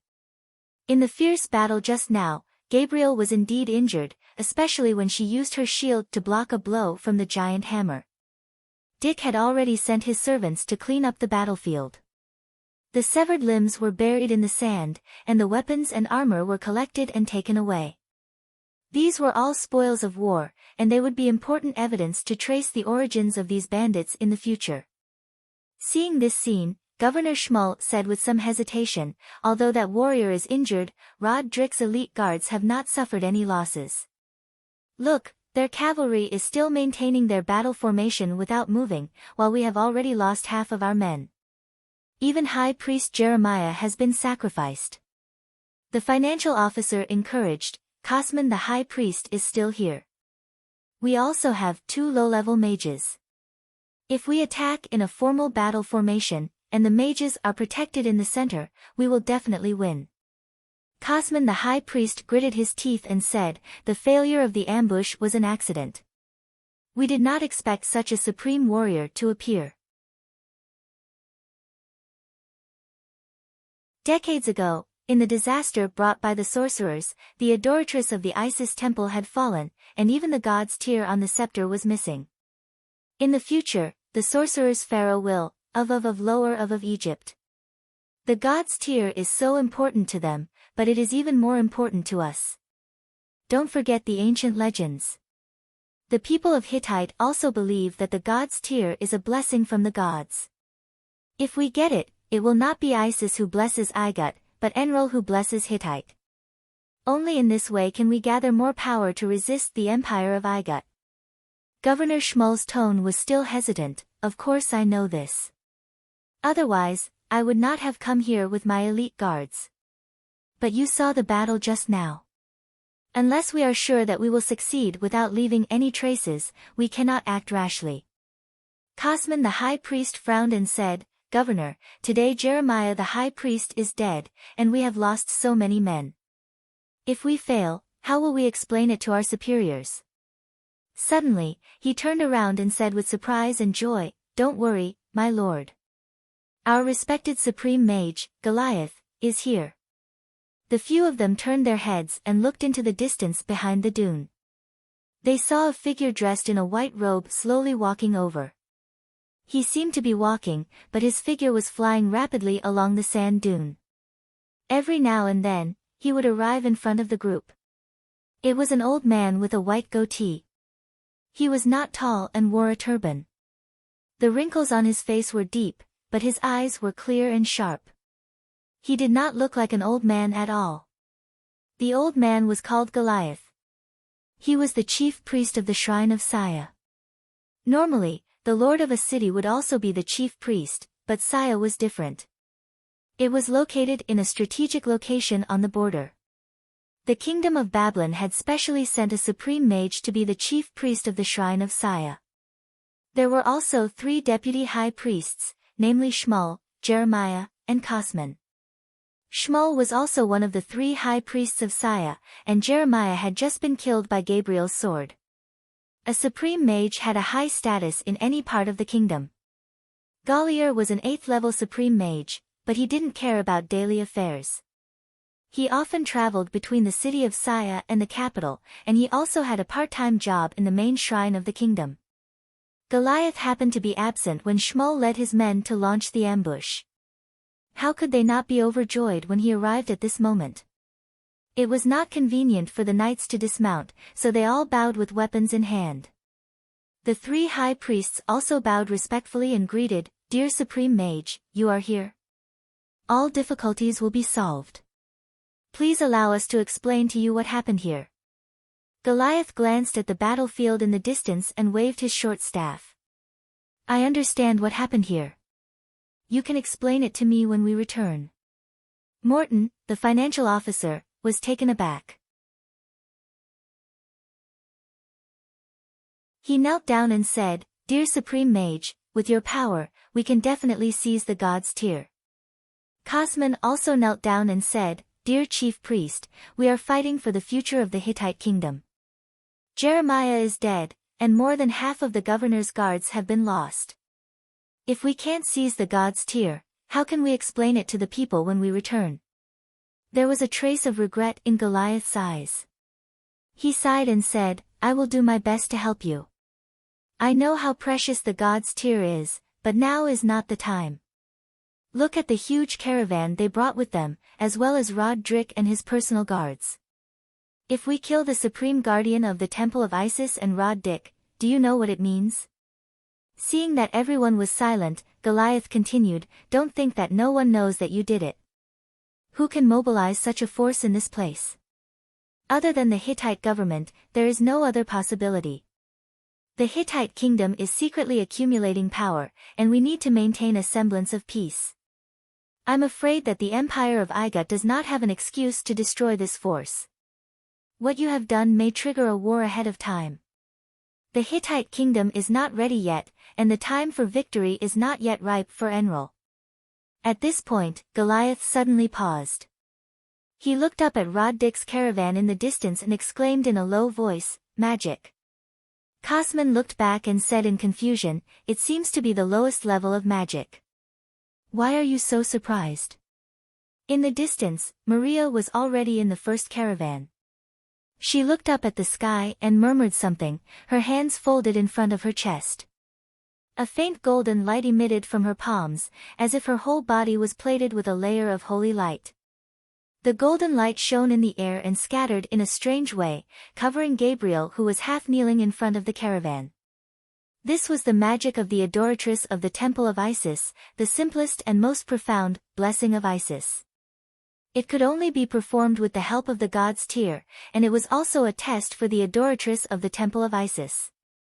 It was a kind of magic of blessing. It could not only cure injuries, but also relieve pain, wash away fatigue, restore physical strength, and give people confidence, strength, and courage. In short, it was equivalent to a magic that could eliminate any negative effects. The magic that Maria cast with the help of the god's tear was only the simplest low-level magic, and it was so weak that it was almost insignificant. It was just a symbol, but it was the most important symbol. Everyone around bowed to the golden light, including the armored knights, and praised the miracle that goddess Isis had given them. Rod Dick was overjoyed. He finally understood why Gabriel kept Maria in Duk for 3 days. And Maria did it. She really was the adoratress.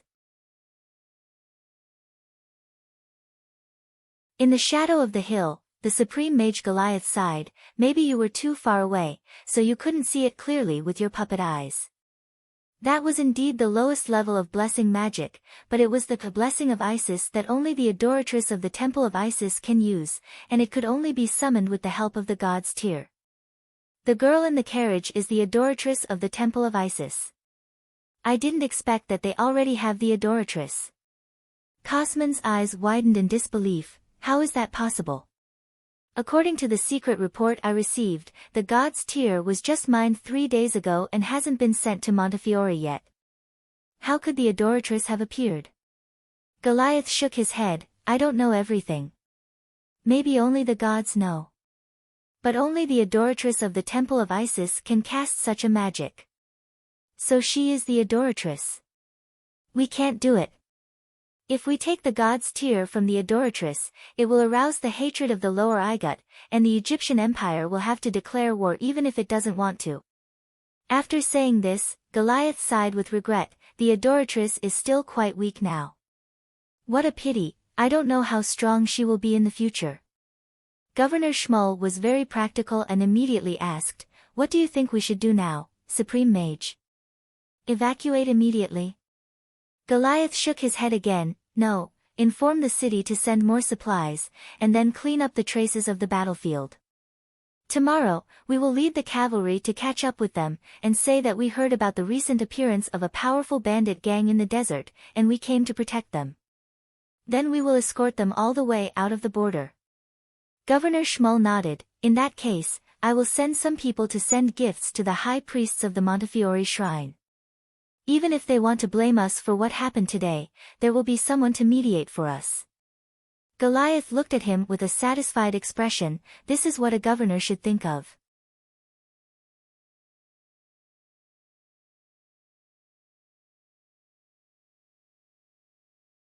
Chapter 13. After Maria left Duk, the lives of the townspeople became as peaceful as usual. The only difference was that Amon had become a qualified miner. Every day when he saw the familiar town, he found that the streets, the houses, and the smell of the stove did not attract him as much as before. He felt that something was missing. There seemed to be an indescribable emptiness in his heart, as if something had been taken away. Amon kept recalling that scene.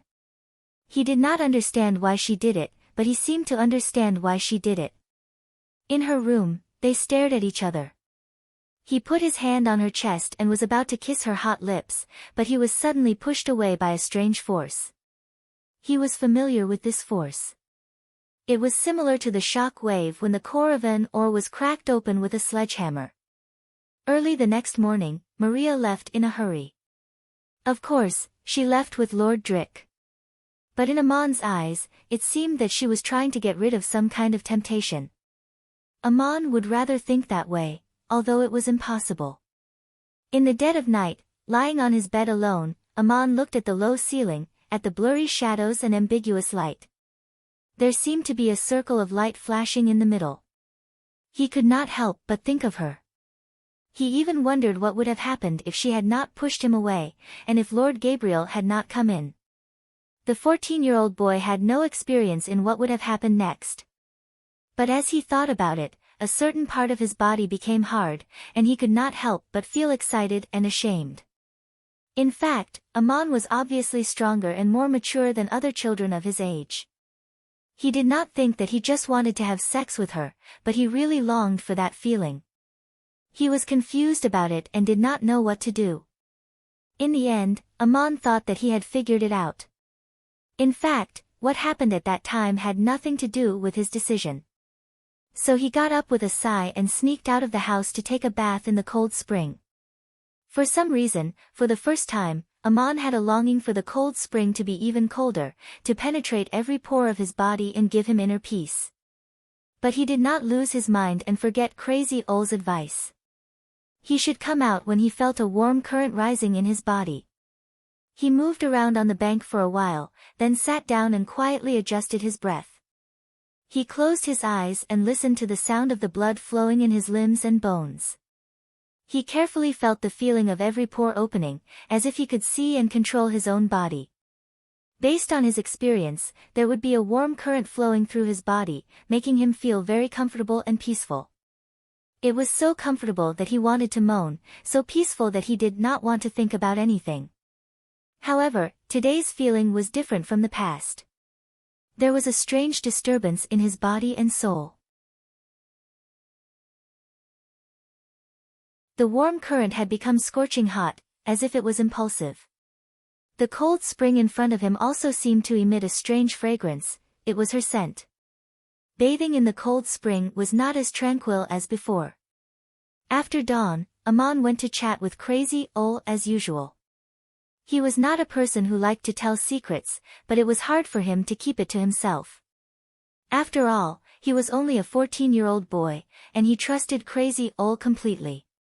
He was not a man who liked to tell secrets, but it was uncomfortable to keep it to himself. After all, he was only a 14-year-old boy, and he trusted Crazy Ol. At first, Aman did not talk about what happened in the room that night. He only talked about his troubles in the cold spring. Crazy Ol was not surprised. Instead, he laughed and handed him a glass of wine. Crazy Ol was not surprised. Instead, he laughed and handed him a goblet of wine. His father was a drunkard. Aman had seen enough of his father when he was drunk. He had an inexplicable resistance to wine since he was a child. Crazy Ol laughed. Not everyone will become a drunkard. My boy, you have grown up. It is time for you to taste many things in the world, just like this wine. Crazy Ol's words seemed to be a temptation. Aman took the goblet and tasted it. It was spicy and strange. It was not very pleasant, but it was exactly what he wanted. He could not help but take another big gulp, letting the spicy heat flow down his throat and into his body. Crazy Ol refilled his cup with the wine pot and asked with an enigmatic smile, "If you're confused and want to ask me for advice, tell me. Does it have anything to do with Maria? Don't think I don't know, my boy. That's why I said you have grown up." Aman was surprised. His face turned red. Maybe it was because of the wine. He asked back, "What do you know? How do you know?" Then he lowered his head and drank another big goblet of wine. Crazy Ol still filled his goblet. He shrugged and said, "I know what is my business. Whether you tell me or not is your own business. Don't forget that it was you who came to me. You look like you have something to tell me." It was the first time for Aman to drink, and Crazy Ol's wine was so strong. He was drunk after a few gulps. Finally, he told everything. He looked at the goblet and murmured to himself, "Is it shameful of me?" Crazy Ol suddenly laughed, his messy beard trembling. "What's shameful about it? It seems that you like her. It's human nature. But you look like you've been seduced by the devil." "No, Maria is not a devil." Aman raised his head and shouted unhappily. Crazy Ol stopped laughing and shook his head seriously. "You misunderstand. Maria is not a devil. You have a devil in your heart." "Devil? What devil?" Aman was stunned. In his mind, the devil was the symbol of sin in myths and legends. They were hated and killed by the gods. Crazy Ol explained slowly, "You're wrong. This devil is not that devil. It's just the restlessness in your soul. It lurks in your heart, in your desire. If you lose yourself in this restlessness, the devil will occupy your heart. It's like selling your soul. It's called falling." In fact, one of the tests mages face in the process of practicing magic is the devil's temptation. Aman was confused. "I'm not a mage. Can I also be tempted by the devil?" Crazy Ol shook his head, his hair fluttering in the wind. "No, no, no. Anyone can experience the temptation of the devil. It's just that for a mage to reach the peak of advanced magic, he must pass this test. As for you, you haven't reached this step yet. The test you face is the awakening of desire. The story between you and Maria has something to do with it." Aman was even more confused. He suddenly remembered something and asked curiously, "A few days ago, Lord Gabriel asked me if I've learned body arts, and today you mentioned magic. Can you tell me what they are? Why did Lord Gabriel ask me that? Why do you say I'm facing a test? I haven't learned anything." Crazy Ol snorted and poured himself a glass of wine. "Why haven't you learned anything? It's in the skills of the miners in Duk, but no one understands it. Also, the way I teach you is different from how others learn it. If you want to listen to me properly, then shut up and stop asking questions. Let me finish what I want to say at once. Amon stopped talking. Crazy Ol continued to explain magic and body arts while drinking. On the continent, slaves were not allowed to learn body arts. Only nobles were qualified to learn magic. It was Amon's first time hearing about this. He didn't know that Crazy Ol was going to tell him a lot of unorthodox things. Both magic and body arts could give people superhuman strength, but they were two different paths. Body arts awakened the human's own strength and stimulated the greatest potential in the bloodline. According to the legends, human beings were created by the gods, and the blood of the gods remained in their bodies. Awakening it could strengthen the muscles and bones, increase strength and courage, and also make people stronger and more responsive. When this power was fully stimulated, it could even be released from the inside out. It was said that in the beginning, physical techniques were just a way for people to train themselves and become stronger. However, later on, they were more used in battles and killing, and there were many ways to use them. Therefore, it was also called martial arts, and those who practiced martial arts were also called warriors. Body arts were divided into 9 levels. Warriors from the 1st to the 3rd level were called low-level warriors, those from the 4th to the 6th level were called middle-level warriors, and those from the 7th to the 9th level were called high-level warriors or supreme warriors. It was especially difficult to become a high-level warrior, which meant that one had already become one of the top warriors on the continent. Magic awakened the mysterious power between heaven and earth. Mages could communicate with all kinds of energy in the outside world, control, transform and use them. This was an ability that ordinary people did not have. Only the gods could have it, so it was regarded as a gift from the gods. Like body arts, magic was also divided into 9 levels. High-level mages from the 7th to the 9th level were also called supreme mages. They were transcendent beings, almost as magical as the gods in the eyes of ordinary people. Both magic and body arts required awakening power, but the awakening power was different. Awakening the power bestowed by the gods was much more difficult than awakening the power hidden in the bloodline. Only a few people could do it. It was generally believed that as long as one was healthy, strong-willed and devout, one could awaken the power in the bloodline and learn body arts. The first power that was awakened would determine the direction of a person's cultivation. Therefore, the number of mages on the continent was far fewer than that of warriors. On the other hand, the number of people who were qualified to learn magic was also much smaller. A few people might awaken 2 kinds of power at the same time. There was also a strange phenomenon. When one kind of power was practiced to a high level, the other kind would gradually awaken. Some people practiced body arts and magic at the same time, which mainly happened to warriors. The process of practicing magic was much more difficult than practicing body arts, so mages generally did not practice body arts at the same time. The esoteric and complicated magic was enough for them to spend a lifetime on. Whether it was ancient prophecies or actual situations, people could not practice body arts and magic at the same time. One could only be the main and the other as a supplement. For example, warriors like Gabriel could not practice magic to the same level as body arts. They could only use simple magic to assist in combat. Both magic and body arts were divided into 9 levels and 3 levels. The difference between the same level was only the mastery of skills and proficiency. However, there was a qualitative difference in the use of power between different levels. They were called power awakening, power control and power transformation. Practicing magic was more difficult than practicing body arts. On the one hand, there were very few people who could awaken the power bestowed by the gods. On the other hand, every level of magic had to pass the test of the gods. To obtain the power bestowed by the gods, the test to be passed was desire awakening. To practice low-level magic to the highest level, the test to be passed was faith appraisal. To practice advanced magic to the highest level, the test to be passed was Devil's Temptation.